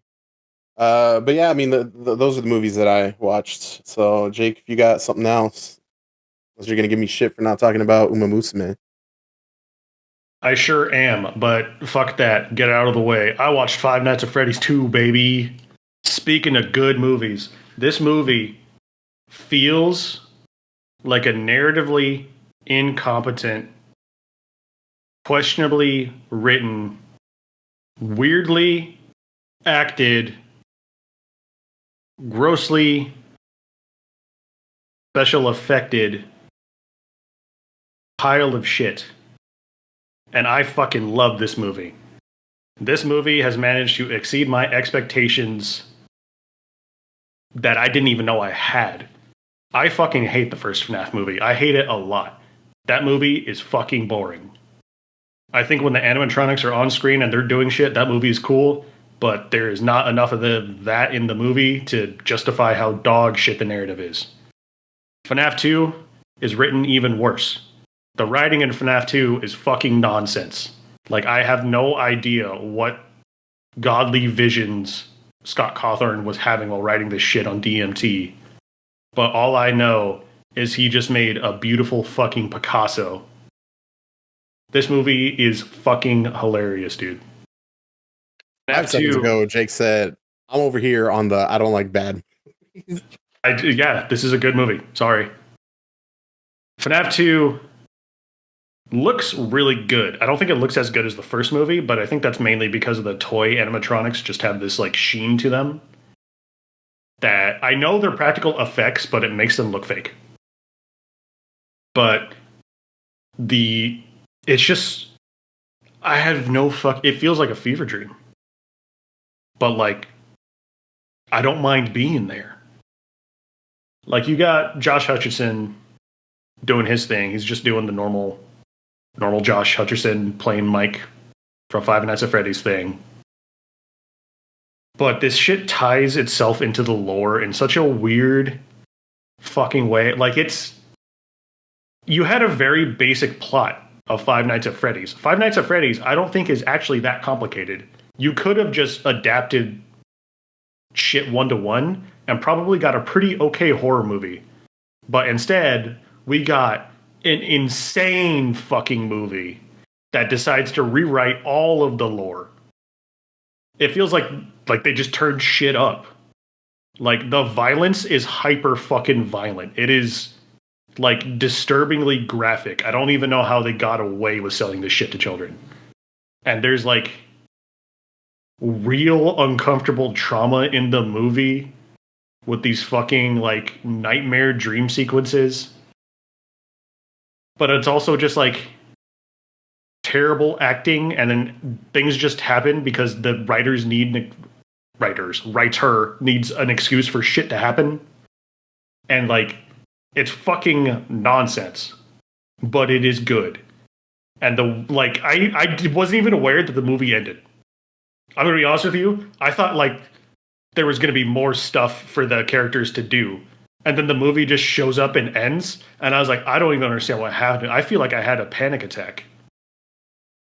This is what drugs feels like. You should watch FNAF 2. So it ends and it just in the middle of the fucking movie or what? I thought there was like, okay, so they like, I guess it's a mild. Well, don't spoil it. They create a FNAF fest. Like there's a whole fucking festival about Five Nights at Freddy's because I guess this shit is so popular with kids. And then it's like a fucking street fair, and then there's stalls selling Five Nights at Freddy's fucking branded like food, and there's games, and it's like a carnival and shit. And I was expecting way more shit to happen at FNAF Fest than actually did happen. Well, maybe I'll watch this with Aiden. I think this movie, I guess kids might like this movie because, yeah, shit is just happening. Shit just happens all the time. Like, and it culminates into such a dumb-ass climax that is like, it felt like a WWE match. Like, the shit that they are making these fucking animatronics do is fucking ridiculous. At this point, I think I would rather have this than like a mediocre, kind of scary, straight one-to-one horror adaptation. Like, this is fine.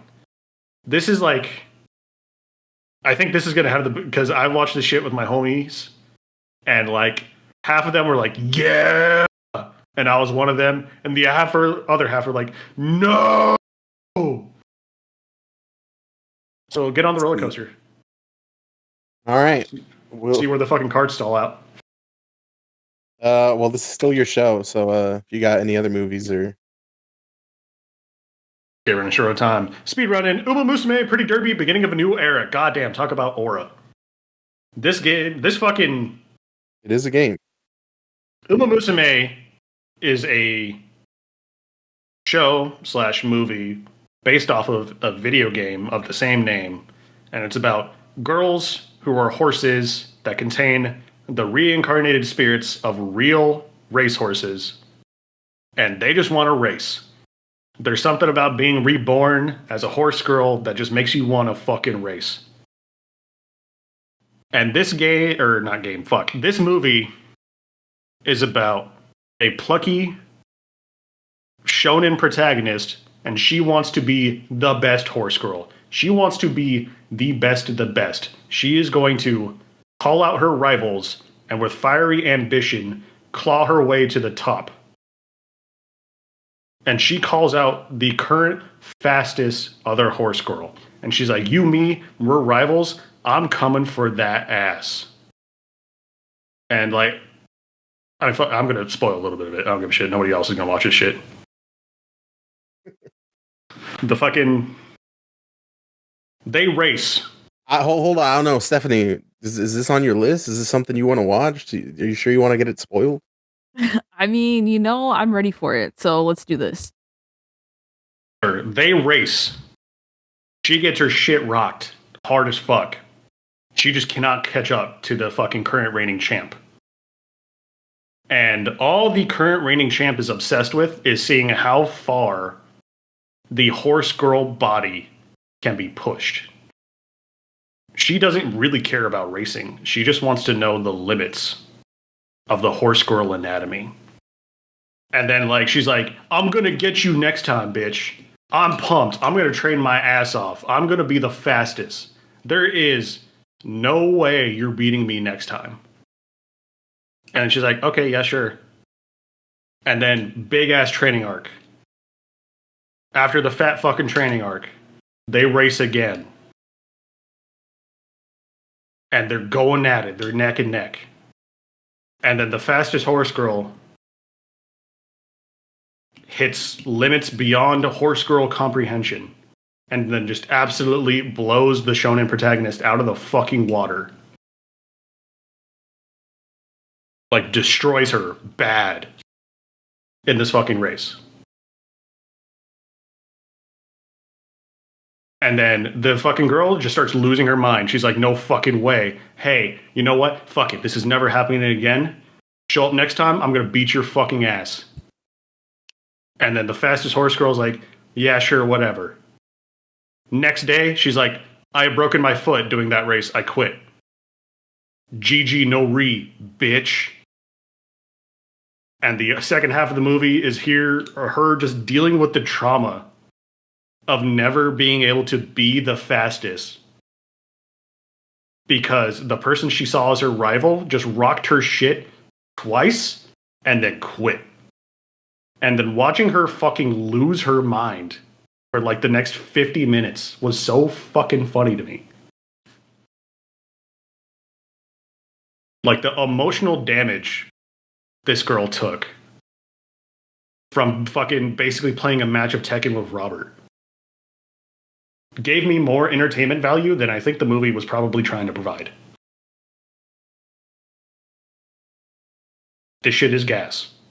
If you like sports anime, you should watch this movie. This movie is good. It also looks fucking beautiful.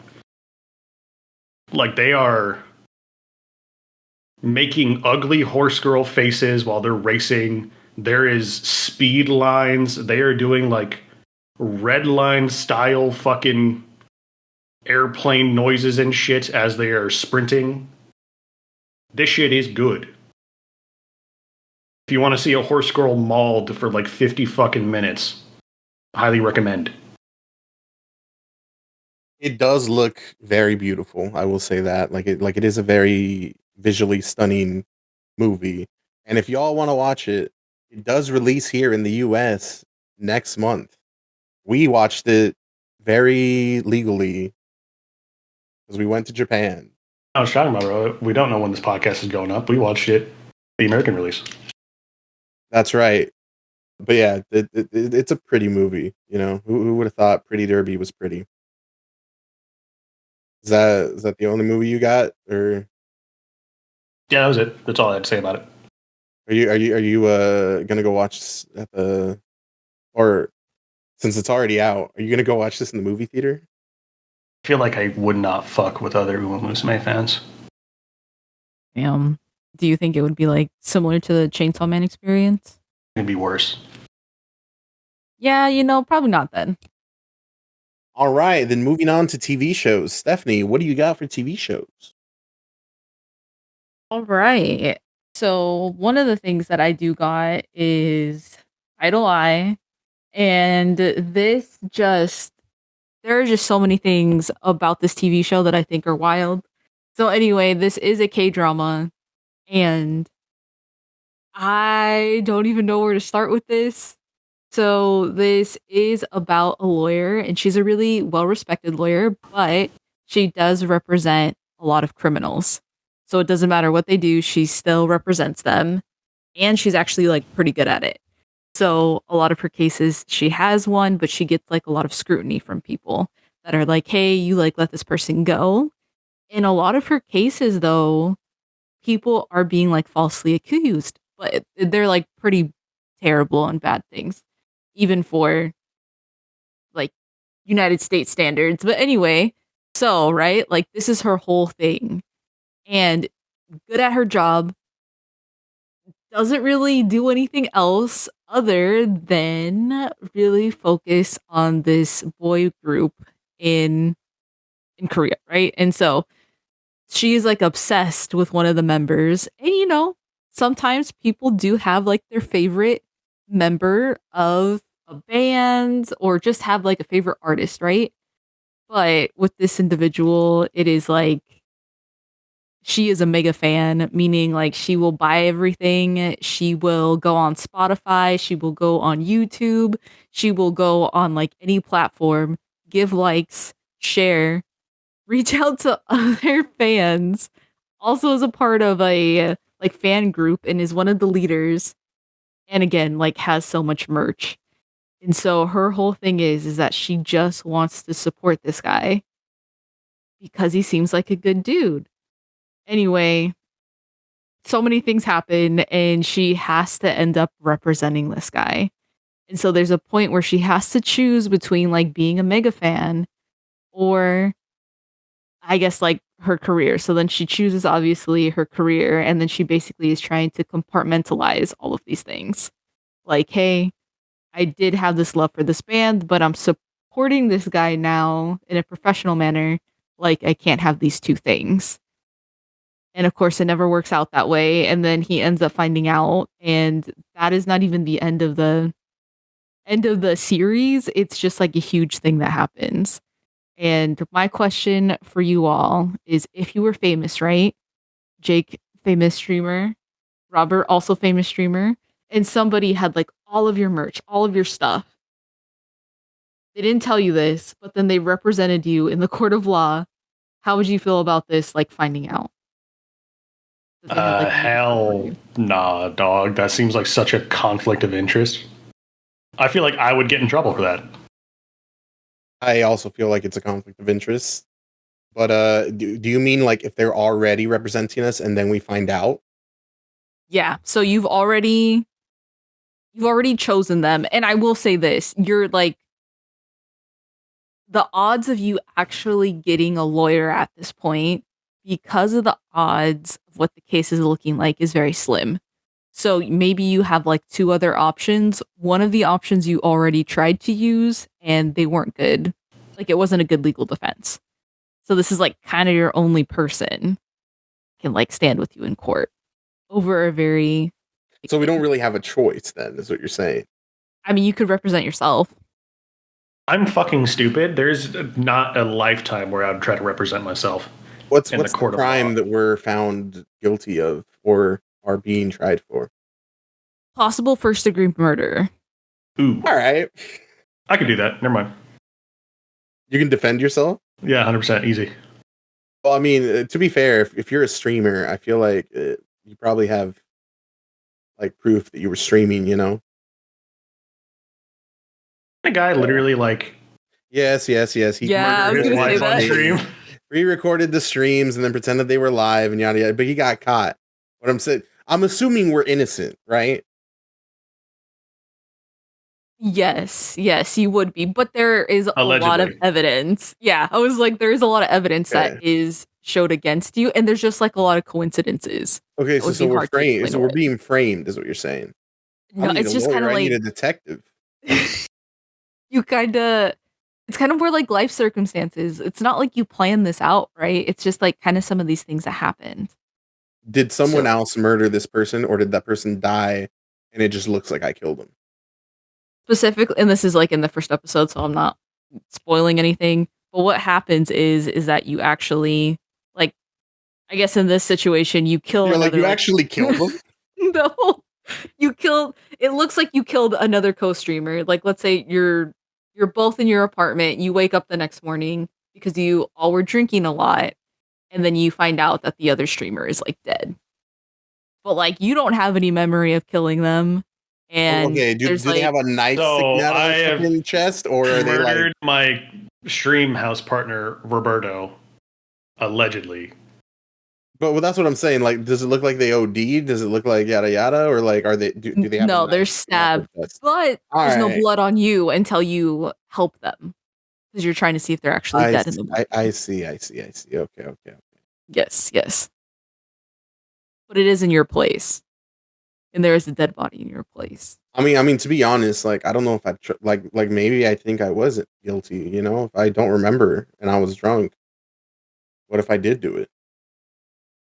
And that is one of the things that they talk about. Like, this person is not 100% certain just because they did get like really messed up. Like I don't think I Like- would, but like you know, I'm just Jake, I saying. just want you to take some notes. Okay, yeah, so when we start a streamer house, I'll have to keep this in mind. No, I'm just saying, like, if you wake up in a room and someone else is like dead and like the door's locked from the inside and it's just me and them that have been there, like I'm like either I'm being framed, but like who am I to be framed? In that case, yeah, dude's a fucking famous idol, so that makes sense. But if not, and I was drinking the other night, I'd like there'd be a part of me that'd be like, oh my god, what have I done? You know? Like, if there's no signs of forced entry or anything. Well, I will say this. So I think this is something that we don't necessarily experience in the United States as much unless we were like in New York or something like that. But so like in South Korea, they do have like apartment buildings where you actually put a code in and you're the only one that knows the code. And like if you move out of the apartment, right, they change the code. So potentially there could be multiple people that have your house code. Uh-huh. And so like when you go in, it like usually automatically locks. I see. And there's no like key log of times the code was inputted. I don't think so, no. At least not with this case scenario. Just because it is like basically it's just like a like a device that opens. It's not like it is electronic but not electronic. I don't know how to explain it. So like it's not something that's keeping a record or it doesn't have a live record if that makes sense. And by the way, you all are famous, remember that. So then you are in like a penthouse style thing where there isn't a Well, whole there's lot of security no other, cameras either, and then there's just for not your like privacy. no other people would be living nearby. I would think this lady did the murder so she'd get closer to me as my lawyer, to be honest. It's crazy because Robert said the exact same thing. I would have never thought that, but That is literally yeah, the first thing I does thought of make when sense. Stephanie first told me about this. I was like, did this to fucking get close to me. And I will say this, right? So that is like talked about, I guess, in the TV show. Like there are Oh, crazy fans. hold on. Why don't you tell Jake what you told me after I had that thought, huh? What do you mean? What did I say? Stephanie was like, sounds like Some trust your issues. trust issues stemming right now, bro. Like, Okay, let me go sounds like back a though. you thing.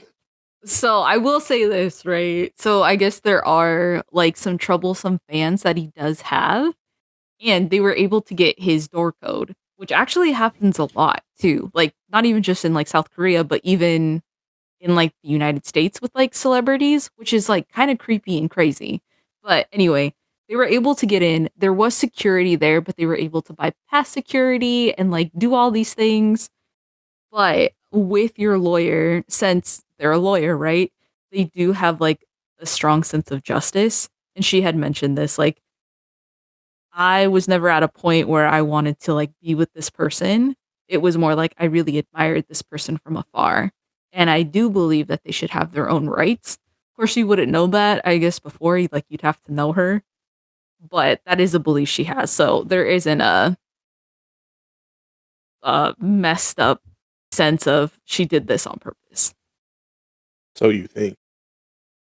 No, no, it's Yeah, I'd it's not 100% like represent that. myself. Your Honor, I'm innocent. I was playing Umu Musume in my apartment from 8 p.m. till 8 a.m. Your Honor, I know I was drunk, but so was he, and he makes food when he's drunk. He was probably trying to cut something, slipped, fell, landed on his knife. I don't know what to tell you. Good stuff. Your Honor, good I mean, stuff. look at me. You really think I do this? Your Honor, come on. I just cannot. Anyway, so it is a really interesting like premise, and I don't know. I really did like it, and of course, it still has like all the K drama things. But I will say that there is a lot of just like really messed up scenes in this one, and a lot of messed up dynamics. And we'll just throw this out there. Disclaimer: there is like child abuse, and there is like just if you're in any industry, like the abuse that can happen and the exploitation that can happen and stuff like that. So just throwing that out there.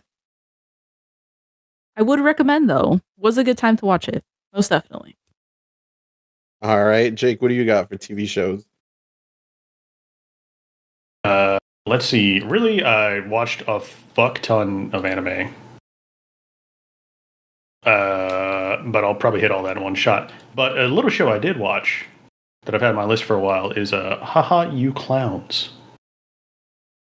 Haha You Clowns is about a family in like, I think they're in like bumfuck nowhere, Texas. But it's three brothers and their dad. And it's about them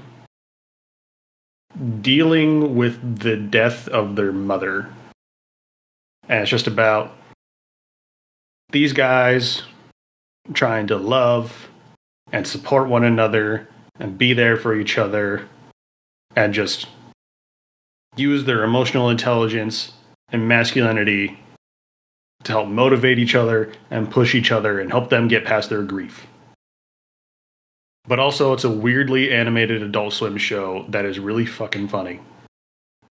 Like, there are bits in this show, like, I will be chuckling the entire time, but usually in each episode, which is like 10 minutes long, there's like one or two jokes that absolutely fucking floor me. Like, this guy is a master of fucking animation humor. Like, he's been doing this shit on YouTube for a while, so he just brought that shit to Haha You Clowns. And it's really funny. But there's also like, oh, this show's weird. It's got that Adult Swim sauce. Like, it's implied that their mom might be a ghost and she might be haunting the house. And this is acknowledged by the characters, but like only briefly. Like, a vase will just yeet itself across the room while they're having dinner, and then the dad will just say some shit like, she's getting stronger. And then they'll go back to the normal fucking vibes. But it is good. It is cozy. It is wholesome. It is funny. It gives me Ted Lasso vibes, but they are a lot more valuable than Ted Lasso because they're all teenagers. Like, I think the eldest son might be like 21, 22. They're all like really young. But they're just trying to help each other deal with their grief. And it unironically warms my heart when I watch this show. I mean, that show is also on my list. I did see when it first came out, and I was like, oh, I'm just going to wait for all the episodes to drop, and then it's just, you know. Pretty quick. You can do the whole thing in like an hour and a half. But I mean, yeah, it's just good. Haha You Clowns is just a good, wholesome time. It's fucking... makes me want to be a better man. I could use some positive vibes in shows. That sounds good. Makes me want to be more emotionally available and also pump iron at the same time, which I feel like is a really good motivator. Fair. What do you got, Rob? Well, originally I started watching this show, which is called The Leftovers. You guys heard of it? You guys know anything about it? Yes, from you, but No, absolutely not. Okay. So I don't know how this show isn't like more known. I don't know how the fuck this just didn't make it as big as, like, let's say Breaking Bad or any of those shows did. Leftovers is a show where it starts off and everyone's just chilling, doing their thing, doing whatever. And then all of a sudden, 2% of the world's population just disappears. Just gone. And the show starts 3 years after that. After the event, they call it the sudden departure, is what they call it. No one knows what it was, what happened. Some people think it's the rapture. This show doesn't give a fuck about giving you an answer to that question about what happened. The show is called The Leftovers because it's about the people that were left over, the people that stayed. And it's kind of just like, there's a lot of philosophy in the show. Because there's no like main character. There's like one guy that you're following for a long time, but everyone is kind of reacting to this differently. Like, there's a priest who is trying to convince everyone that this was not the rapture. So the way he goes about it is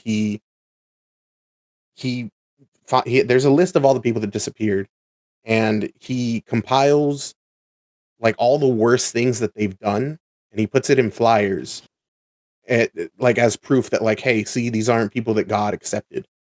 This was not the rapture. And to no one's surprise, the family members of said person, whoever he's talking shit about, don't take too kindly to that. There's a group of people who they just wear all white and they don't talk, and they'll just like go around and just smoke cigarettes in front of people, and they'll just stand there, and their whole thing is they want people to remember what happened, that these people are gone. They don't want people to move on.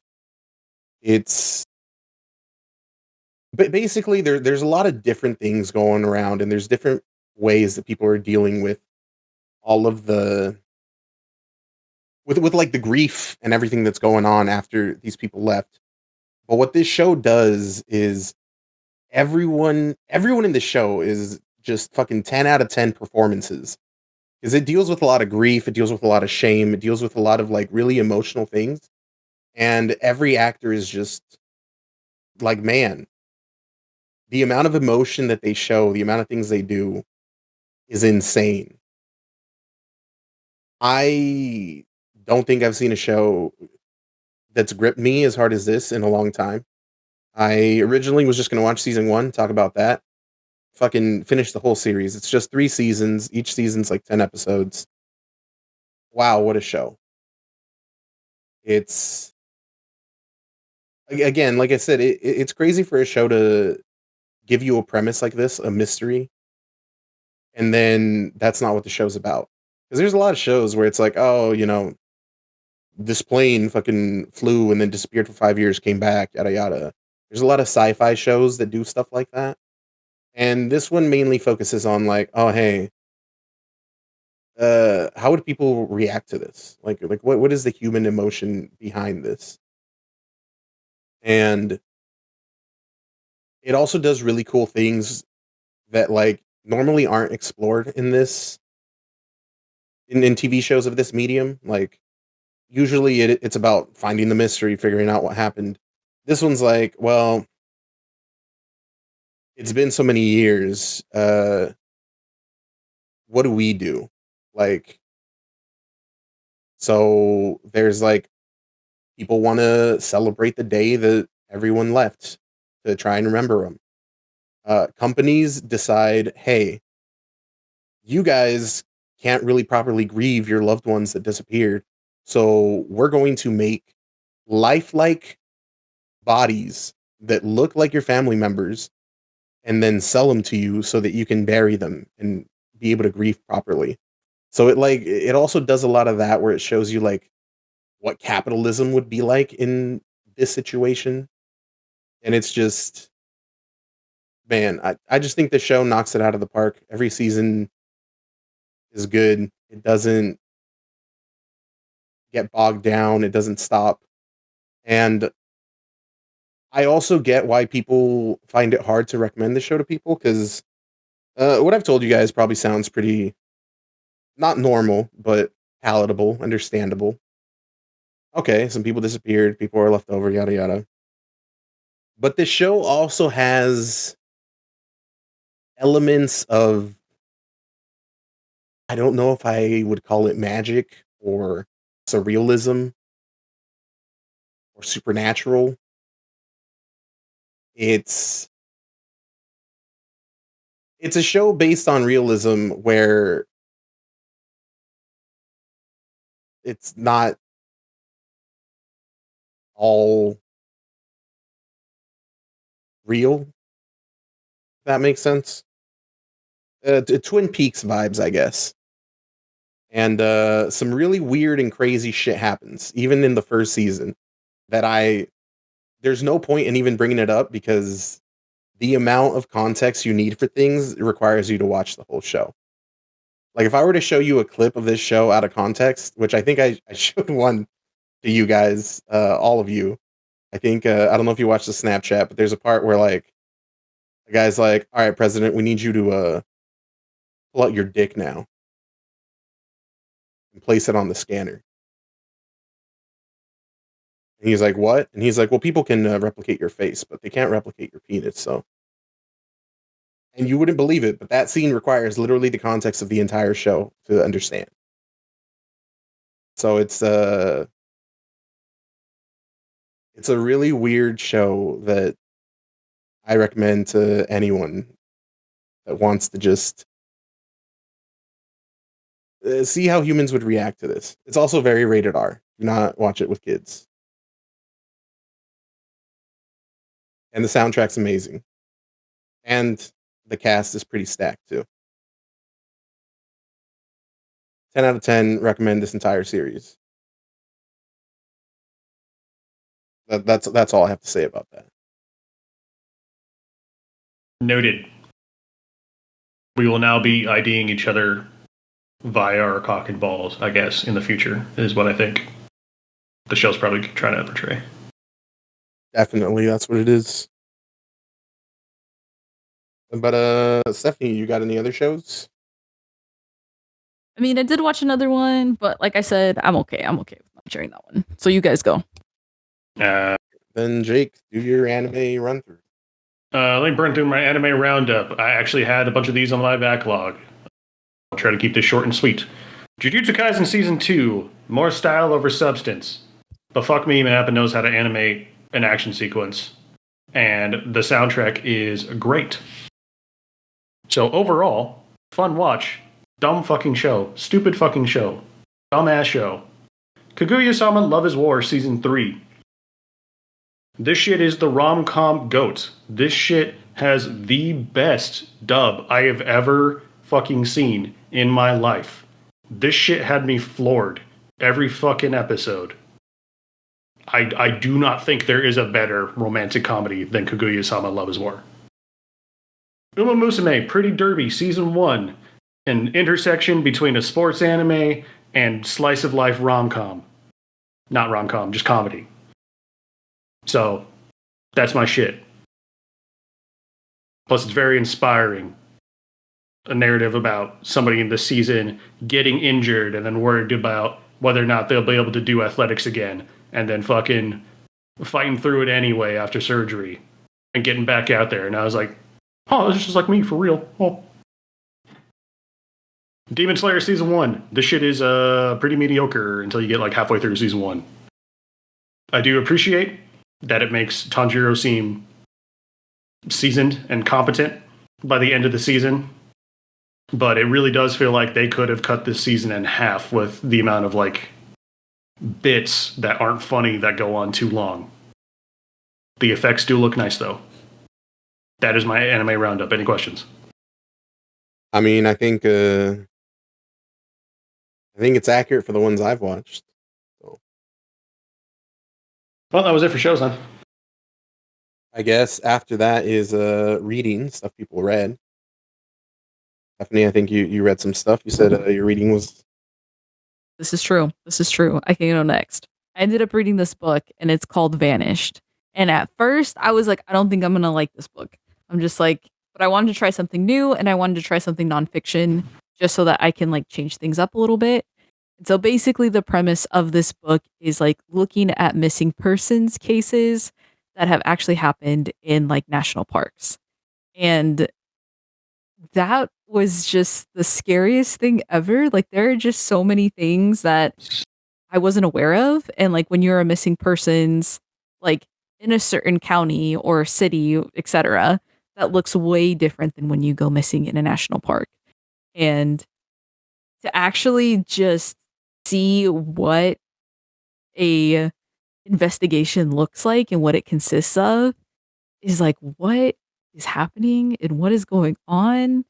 And there's actually no specific statistics that are being kept for missing persons in national parks. Like, that is just not a thing that exists, which I think is insane and scary. And what the heck is going on? But anyway, so it is a book that goes through all of these things, but you're actually, I guess, going with a journalist that investigates these things. And they specifically talk about this for a runner's magazine. I didn't realize how much overlap, I guess, is like with runners and I don't know, and like disappearances. But it does make sense after they kind of talk about this a little bit more. So basically, it's a writer for, I think, Runner's Digest or something like that.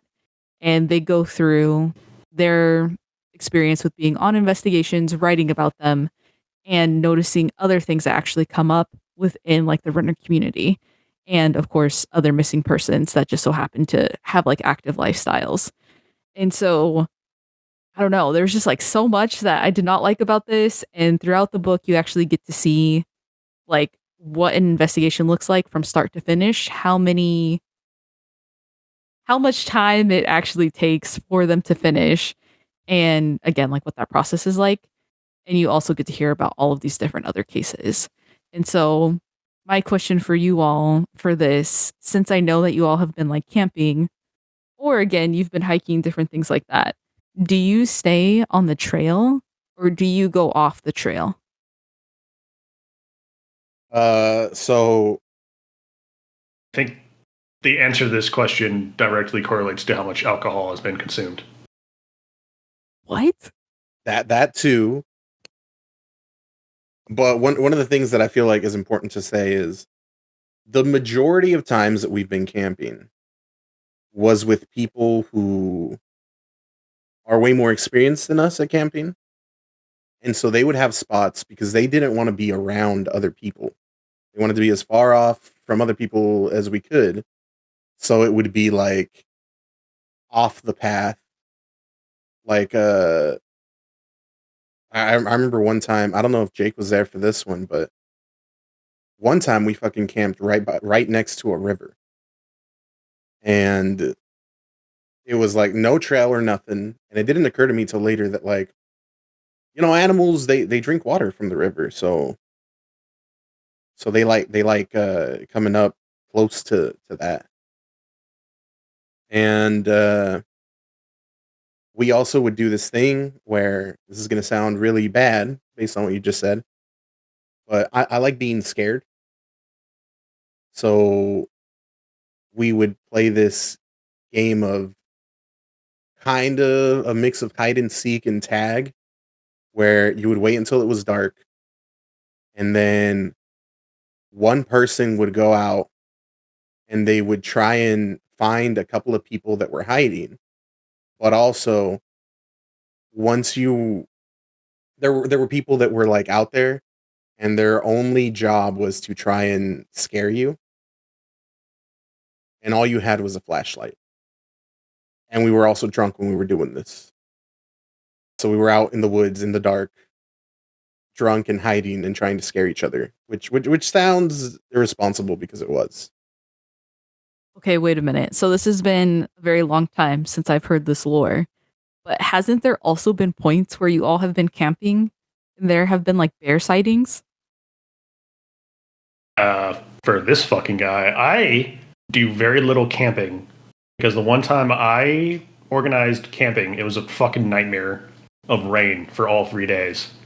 So I meal prepped a bunch of food so that we could like have good food. But I didn't bring anything ready to eat because I didn't think it was going to rain all 3 days. So we were literally just starving in this fucking tent for 3 days. I'm sorry? Wait. Like, I think I was going to like make macaroni and cheese. So I grated a bunch of cheese and then I fucking boiled a bunch of macaroni. And I was like, yeah, we just need a fire and a pot to melt it all. And then it just turned into us eating boiled macaroni out of the bag with our bare hands and fucking grated cheese. It was a absolute fucking nightmare. But typically, because I'm paranoid, I will stick around other people until I drink too much, and then I don't care. Then I will explore what the world has to offer until it gets me killed. But not drinking anymore, so hopefully that will never happen. Wait, okay, hold on though. Was this in Spokane or was this somewhere else? This is in Idaho, the one camping trip I planned. Oh, okay. Yeah, it was real cool because for one, it was Jake and I that went and scouted out the place in a fucking Ford Fiesta. So Yeah. That was mountain climbing in a Ford Fiesta was fucking lit, buddy. I do not want to know like when we drove over there also we saw some Confederate flags and everything, and that was years ago. I do not want to know what that path looks like today. Yeah, we also almost like died. because we were times. like scouting with the Fiesta and it like almost got stuck in a couple points. And then we did the math on it. We were both like starving. We're like, fuck, bro. We're like 2 hours in to this scouting trip. It's going to take us another 2 hours to get down this mountain without any food or water. We got to fucking turn around right now because if we get stuck, we will just die. Because I also didn't have any cell reception. And I don't think anyone knew where we were, to be honest with you. No, I didn't tell anybody. Yeah, neither did I.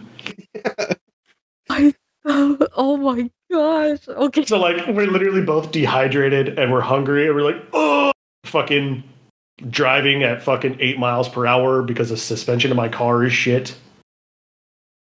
Bruh, I am just so this makes a lot more sense though. So that's actually like one of the things that they talk about in the book, how again, and this is just an example that they use, like there was another runner that was running pretty close to a national park. And again, national parks are like all over the United States, right? And for Washington, we actually do have one too. But anyway, um, there are just points where they think they're just going on this run and that they'll be back. But sometimes with just geography and everything else, they like end up getting lost. Even though it's a trail they've run like multiple times, they'll get turned around somehow. And then they're not in the appropriate clothing, they don't have enough food, and they don't have enough water. And so that's how like some people die. And I'm like, that is just but then after hearing this, I was like, this makes so much more sense too. So I was just like, oh man, all the anxiety. Well, because like when you're 19 or 20 or however fucking old I was, I think it was might have been like 21 at the oldest. And two, like you just see like roads as like civilization, even if it's like a dirt road. Like the like threat of dying via exposure didn't happen until Robert and I were sitting in my Fiesta looking at a big fucking hill and then like trying to figure out where we're at on a map. And then I was like, okay, well, one, we have no fucking idea where we're at. Two, it's going to take us 2 hours to backtrace our steps. Three, if we don't leave right now, we might die. So we were just like, all right, fuck it. Oopsie, made an oopsie. We thought we were in civilization. Worst case happens, you know, a park ranger that didn't exist because it wasn't a national park would find us. We were just in some fucking mountain. I actually thought we were gonna run into KKK members, and I was like joking about it, and I was like, yeah, getting paranoid and shit. I was making jokes about like what I would say if we ran into some, and then we saw the flags, and we kept going deeper in, and we were in Idaho, and my name, and all these things, and I was like, oh hey, The no trespassing signs with bullet holes in them, and we're like, uh-oh. Oopsie. Oh my gosh. See, that is literally. So we brought our insane. token white friends on that camping trip, you know, for safety. yeah, and then we at one point had to go to like this little gift shop to buy some stuff. Yeah, because we literally we ran out of macaroni, and that was the only thing that like we could eat without cooking. So it's like, oh fuck. And we got there, and we're like, oh yeah, because I was, you know, I'm always paranoid about bears. I'm terrified of bears. And so they're like, oh, you'll feel better. Just ask them. And they'll be like, yeah, there's not bears around here. And we're like, oh yeah, we're staying like right here. And they're like, oh yeah, bears love that place. There's a bunch of huckleberries all around. They love it. They love it. And we're like, oh, cool. And they're like, but don't worry. I'm sure you guys are camping next to other people or whatever. And they don't like noise. So it's fine. And then I think at some point there was a truck that went by there, right? Yeah, but I think they went to the like further up the mountain. Yeah. But like they didn't show up till like late, so it was like, But yeah, good stuff, good times. Yeah, we're fucking stupid. Like it's kind of the amount of times I've almost died while camping is like every single time I've gone camping. Like I've almost impaled myself on a log, like literal final destination moment. Like somebody lowered a tree across like a creek, and that was the bridge, and hung over as shit with a monster in my hand. I'm trying to cross, and then I'd like slip and then belly first onto the log and then slip into the creek below. and like literally an inch from getting impaled by like a broken branch. That was like, it literally was just a spike. And then Robert saw me almost die. And he's like, I'm going back to bed. You guys do get firewood. I'm not doing that shit. Good My times, good gosh. times. Just damn. All right then. So I guess thinking of your current selves now, would you stay on the trail or would you still venture off? Not to say you have to be camping, but it could just be hiking or visiting or I'm staying on the anything of the trail because sort. you know what? Park rangers, they follow trails, and they like if they're looking for people, they will follow the trail. I'm following Robert because I don't want to be alone. Like, yeah, I'm also never going camping ever again. Like, I will stay in a cabin. I will stay at an Airbnb out in like a lake house or something like that.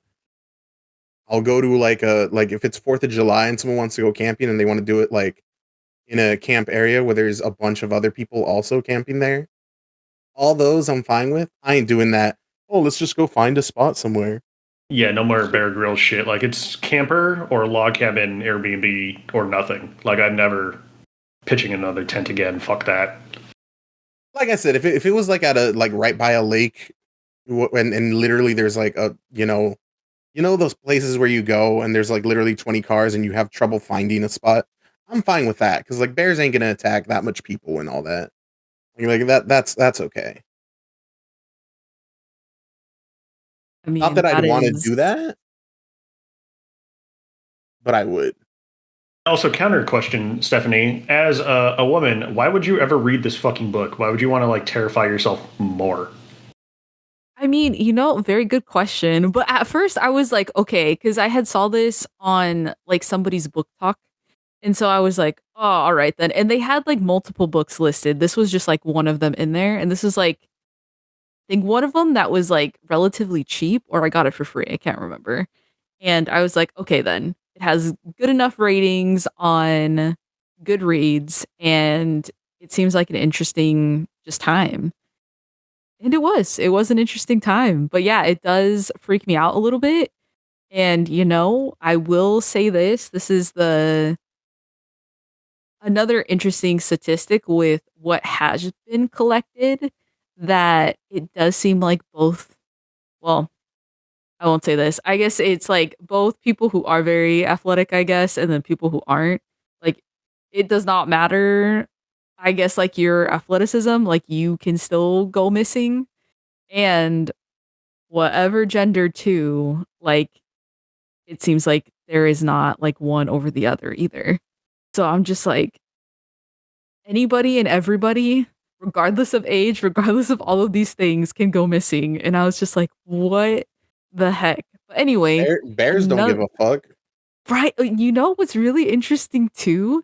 Like it has been so there have been points where people have been attacked, but that's not what kills them. So that is not the highest thing. It's usually people who don't pack appropriately or hypothermia. So it's just all of the things. But there was another part of this book that I thought was very interesting and it is very Washington-esque. And so, has there ever been a point where you all have been out in nature and you've experienced something that you couldn't explain? It was almost supernatural or something just out of the realm of like belief if you were to tell somebody. I have trained my brain to not perceive such things. So no. Yeah, funny thing about that is I don't know if it's nerves. I don't know what it is. But there were times going camping with Jake where all of a sudden he'd get really fucking scared and he'd be like, "You guys don't see that?" And then as soon as we said no, he's like, "All right, yeah, me neither."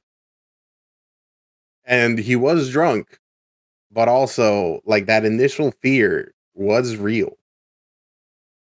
I don't know what you're talking about. I Jake, didn't see shit. yeah. So, there is that. Um not necessarily camping, but I won't say where, but there's certain paths that you're not supposed to go on because it's private property or it's government property or stuff like that.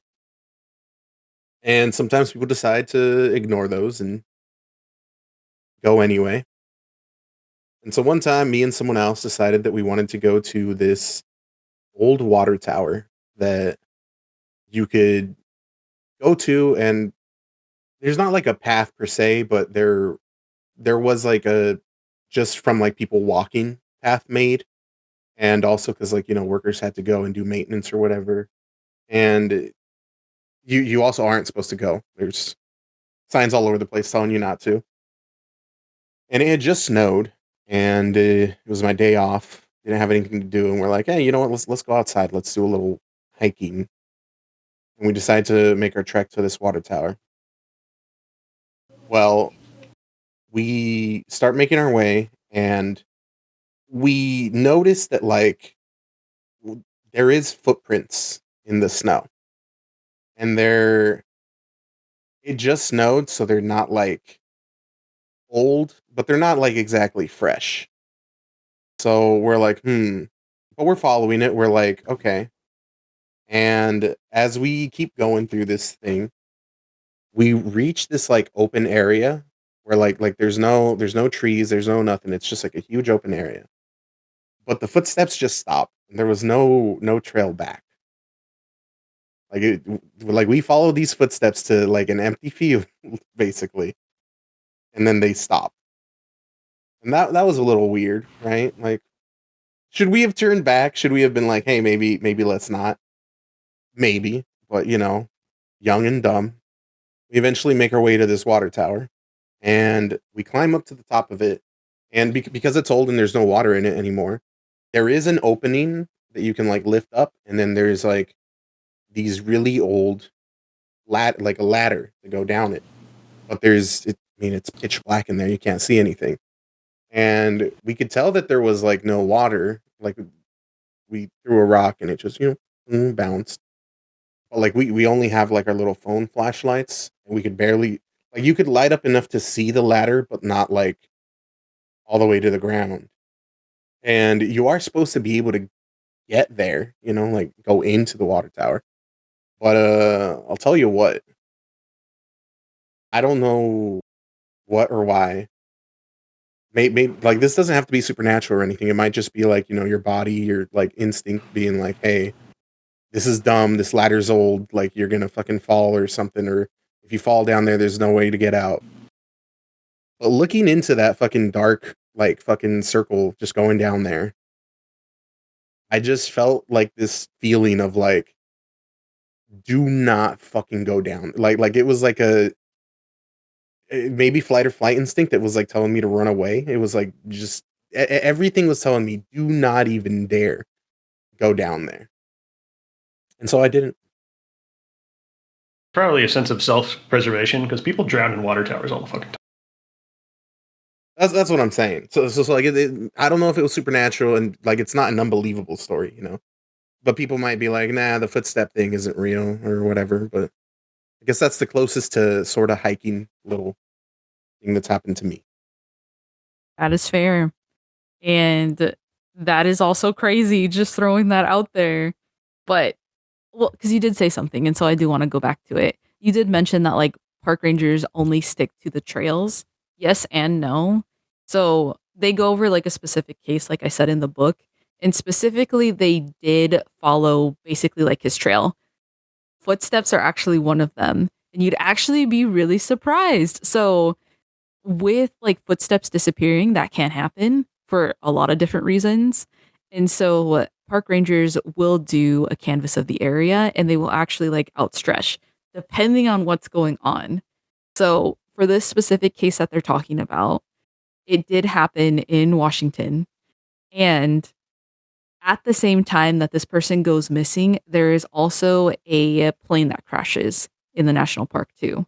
So they did come back to the investigation, and they kept coming back, but the radius got like, I don't know, I guess like shorter and shorter and shorter because of what was going on. And so in the book, they talk about how there are a lot of individuals that are like, oh, like if you're in a national park and you go missing, there aren't as many resources if you were in a county.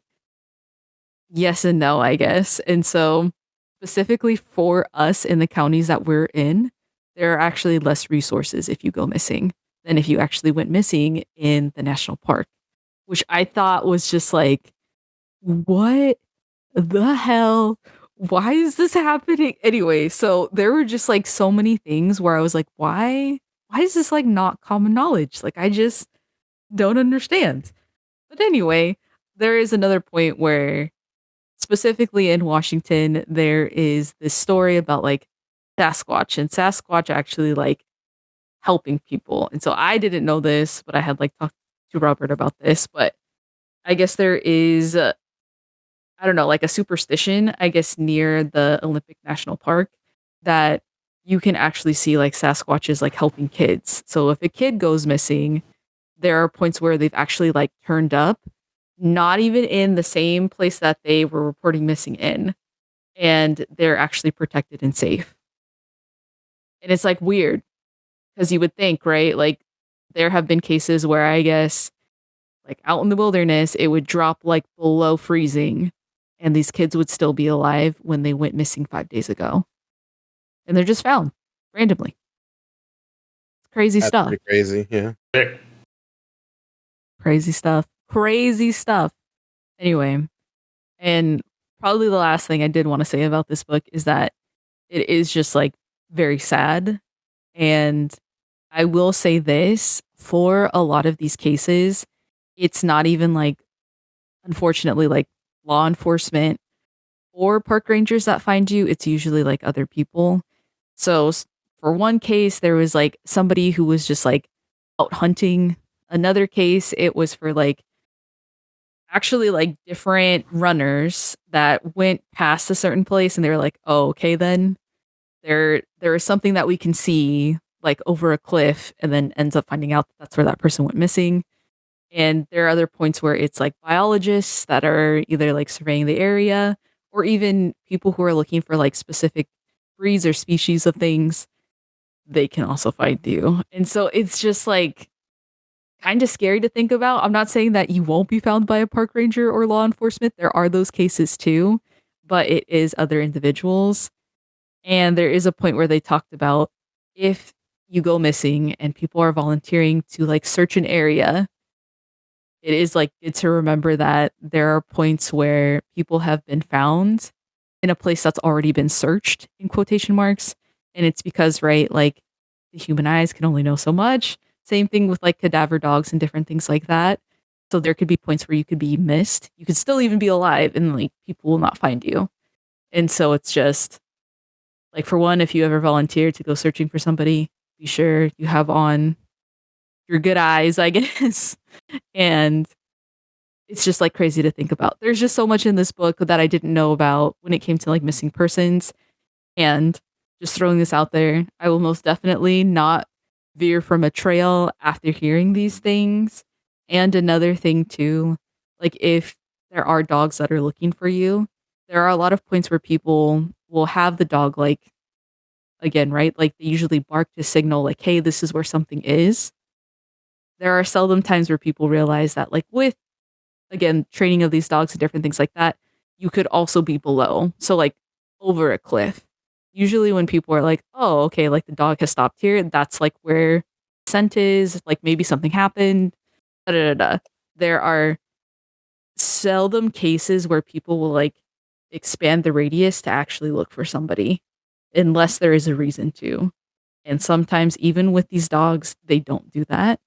And so you could be out running and then you accidentally fall and then you stumble down like a place.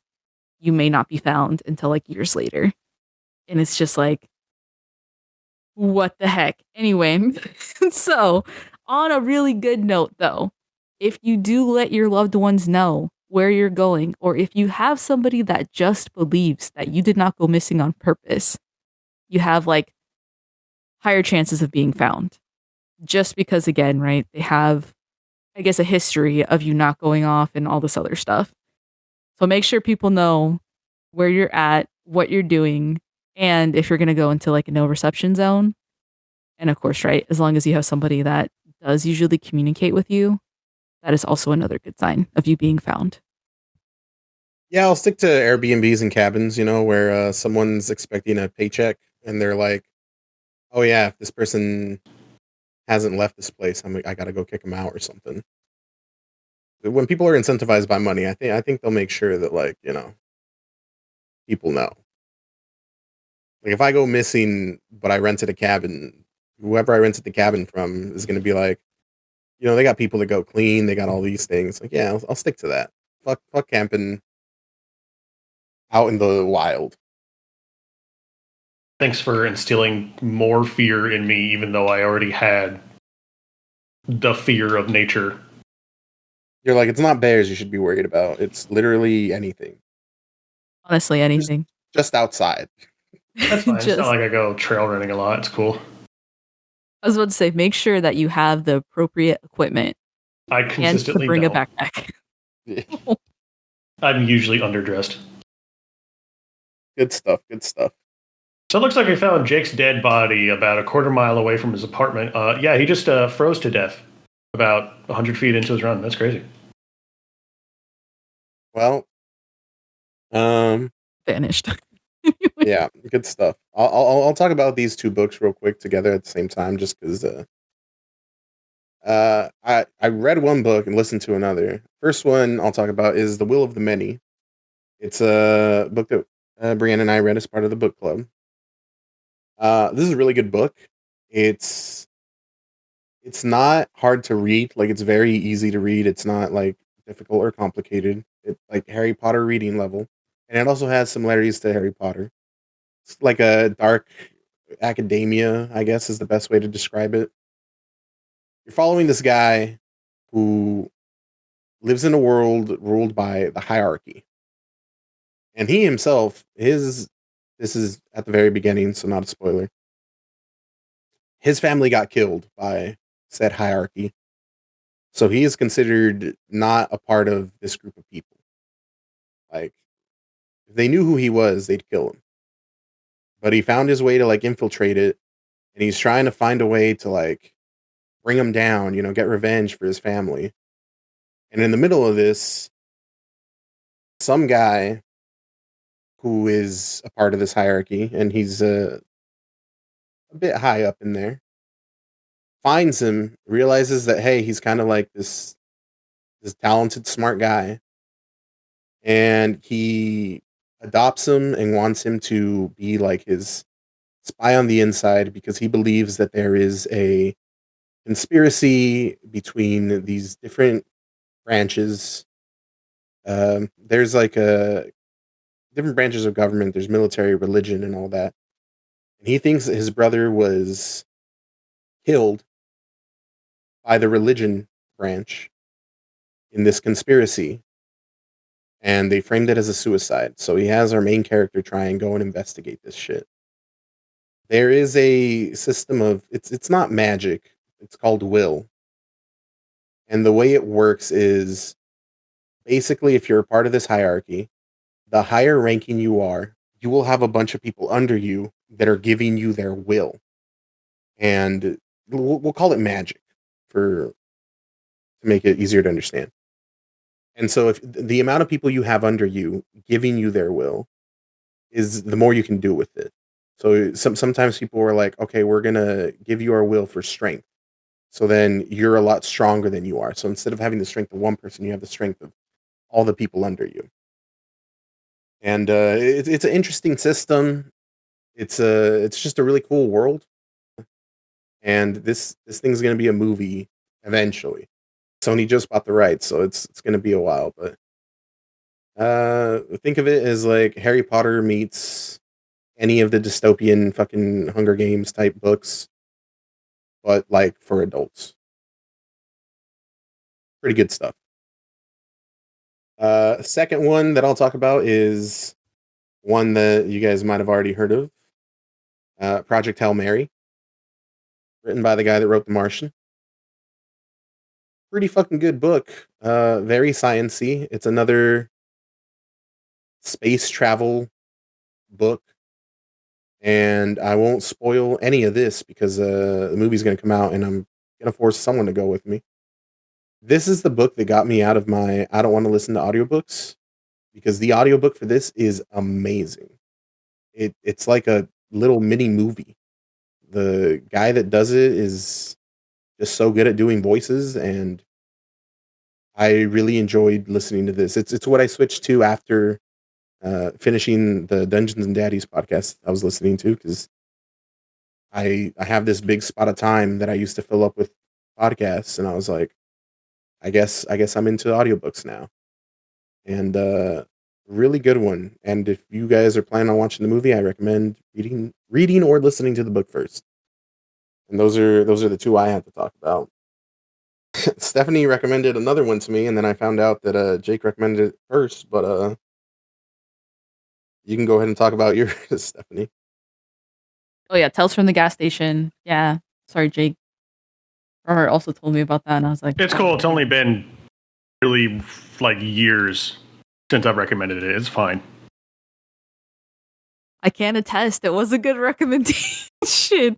So I did end up reading Tales from the Gas Station. It is a book, and it is technically a series too. Like there is 4 books in the series, and it just reminds me of, I guess, like somebody talking to you, and it is really good. And both of you, I guess, like mentioned that there is a podcast and like all this other stuff, and so it does make sense. There's a storyline within the storyline within a storyline in this book, and there are just a lot of things happening, but it is really good. It does capture your attention. It's easy to read, and it is easy to follow, even with like all of these things happening at once.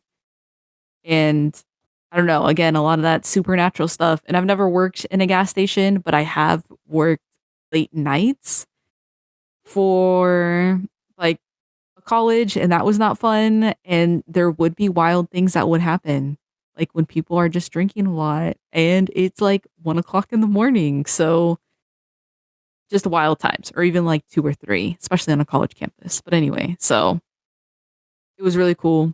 Do like it. We'll continue with it. I am on book 2. I am already halfway through it, and it is pretty solid. I'm halfway through the first book, and as someone who has worked night shift at a gas station, yeah, I shit gets weird. Like not like that weird, you know. Clearly, this book is definitely not inspired by John dies at the end, but weird things do happen.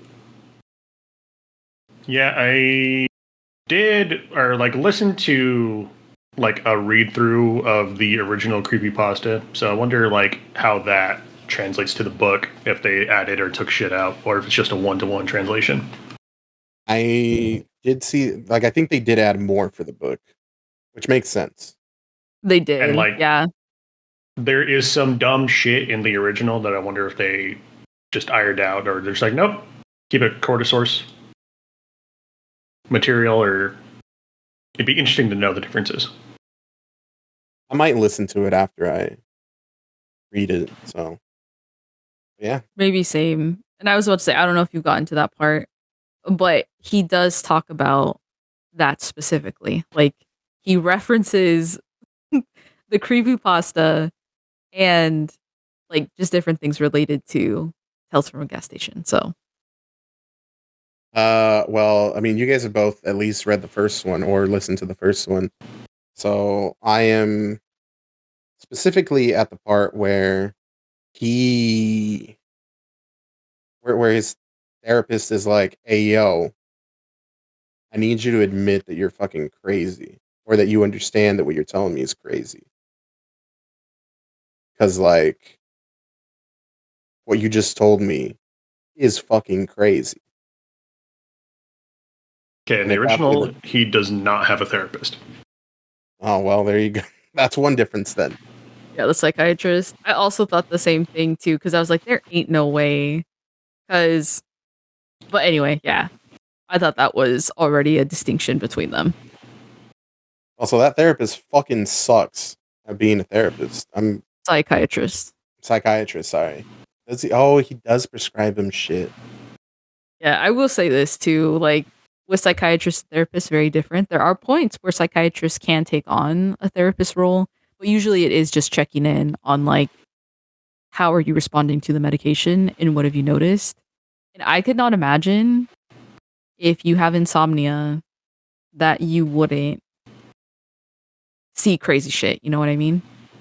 And then at the same point, working at a gas station, like, I don't know. Well, this psychiatrist literally was like, "Hey, you should kill yourself." I don't know if that's something that you do, but if I was a psychiatrist, I'd be like, Does he say that? He says, "Hey, man, I don't know if you've thought about killing yourself, but like, there are ways for you to do it where your brain is still good and we can still use it to help people, like, because your brain is kind of a cool thing and we want to keep studying it. So, like, if you were to die, like, it'd be cool if you, like, there are ways for it to not affect your brain because it would suck if, like, you died, but we also lost your brain. And then, like, he gives them, how he gives them 5 words to remember at each session? Blah, blah, blah. Mhm. Yes. And then at the end, he says the 5 words, but he says 6 words. And one of the words he says is cut. And then he's like, those were 6 words. And he's like, what? And he looks at his notes and he repeats 5 words. But now cut isn't one of those words. So he's heavily implying, hey, you should kill yourself. Okay, so hear me out, right? I don't know how this ends. I don't know how this all relates, but I will throw this out there for this book, and so this doesn't get flagged for anything. There are points in this book or in other places in the world where, like, if you don't get enough sleep, like, that does affect your processing and it does affect, like, timekeeping and, like, executive function, like, in your, like, the front of your brain. So there are points where, like, I'm reading this and I'm like, I'm probably thinking about this too hard. But I'm like, I wonder if actually the lack of sleep, not remembering a lot of things, and like losing time, like, is there even a psychiatrist at all? Or is he not actually talking to somebody? Oh, well, yeah, like, I see, that's cool that you think that. I think he's just not a psychiatrist. I think he's a real person. I just think he's like a bad guy. Fair, But fair. again, like I haven't gotten. I'm only halfway through, and I So take he it this doesn't. question isn't going to be answered by the end of the first book since you've already finished it and don't know the answer. So he And there's doesn't not even a. address the reader at all at any point. Oh no, he does. No, he Oh, okay. does. Which is why I said I was like, oh, this writing style, it reminds me of me in high school, and I kind of hate it. I believe this is an old creepypasta, so you're probably not that far off. But yeah, I'll definitely finish that one. Like, I'm reading that and the sequel to The Will of the Many, The Strength of the Few at the same time, so I'll get through those. But yeah, let us know if the sequels are worth. Yeah, I guess tell me how the first book ends, because I want to know if they continue after. Because the premise can basically exist infinitely within the original creepypasta. But don't tell them now because I haven't finished it and I don't want to get it spoiled. Yeah, he just chooses to stop writing about it, basically. Interesting. Interesting. Yeah, we can talk about that, I guess, at a later podcast. Stay tuned. But yeah, we'll just leave it at that, I guess. Okay. I have one last thing to talk about. Have you guys ever heard of 17,776? Like, just the number? Or Well, it's a thing. So, I mean, if all it is a number to you, then you haven't heard of it. I experienced 17,776, and I will put a link in this podcast for this. 17,776 is also known as what football will look like in the future. And it is a mixed media experience set from the point of view of 3 satellites in the year 17,776, where in a universe where on April 7th in 2026, humans just stopped dying, they stopped aging, and they also stopped being born. So, in a couple of months here. By the time we've made it to 17,776, humanity is so bored that they have evolved what football is. And now football games last years and go all across the US. So like one game could use the entire state of Nebraska as a fucking field. One game goes from fucking Washington to fucking Mexico. Or well, it's from Washington to California, I guess. They're using Canada and Mexico as the borders.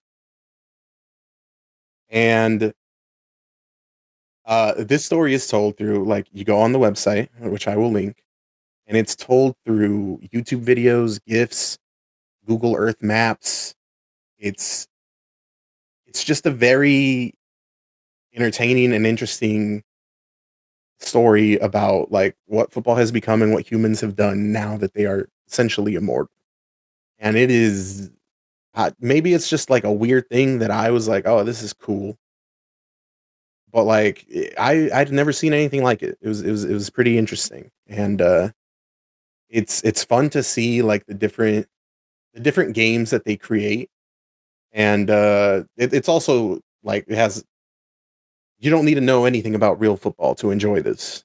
It's just this thing that this dude wanted to make, and it's really neat. I really liked seeing this story be told this way. I don't know. Like I said, I'd never seen anything like this. It feels very much reminiscent of a different time when the internet was still used to try and push the way you can tell a story. Yeah, I cannot wait for the Wendigoon summary video to come out for this piece of media. Well, this piece of media was published in 2017, so Bro, I mean, he's going to run out of topics eventually. I guess. But it's really cool. Like I thought it was really dope. Like I was like, oh wow, this is just something different. And it's I think it's probably like 25 chapters, I guess, but like some of the chapters are literally just a 3-minute YouTube video. Some of them are just like little gifs, and it's just like I said, it's really cool. I'll post it if you guys are interested in it. Like you guys can take a look.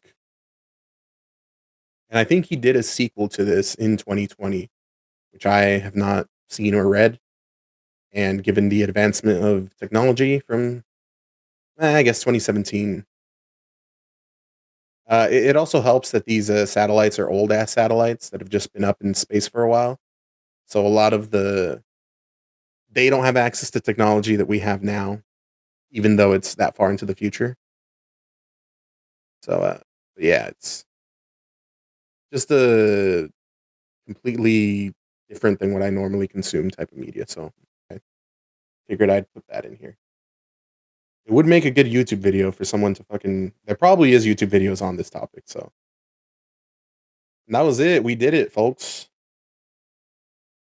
Right? I'm not missing anything.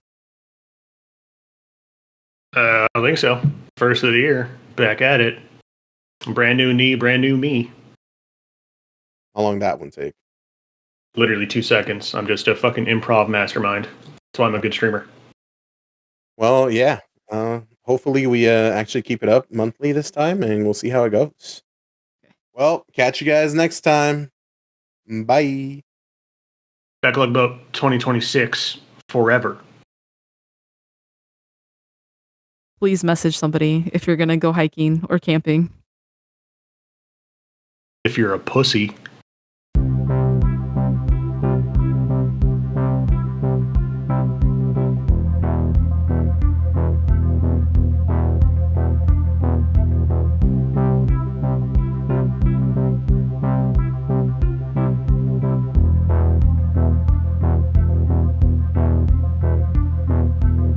February 27th.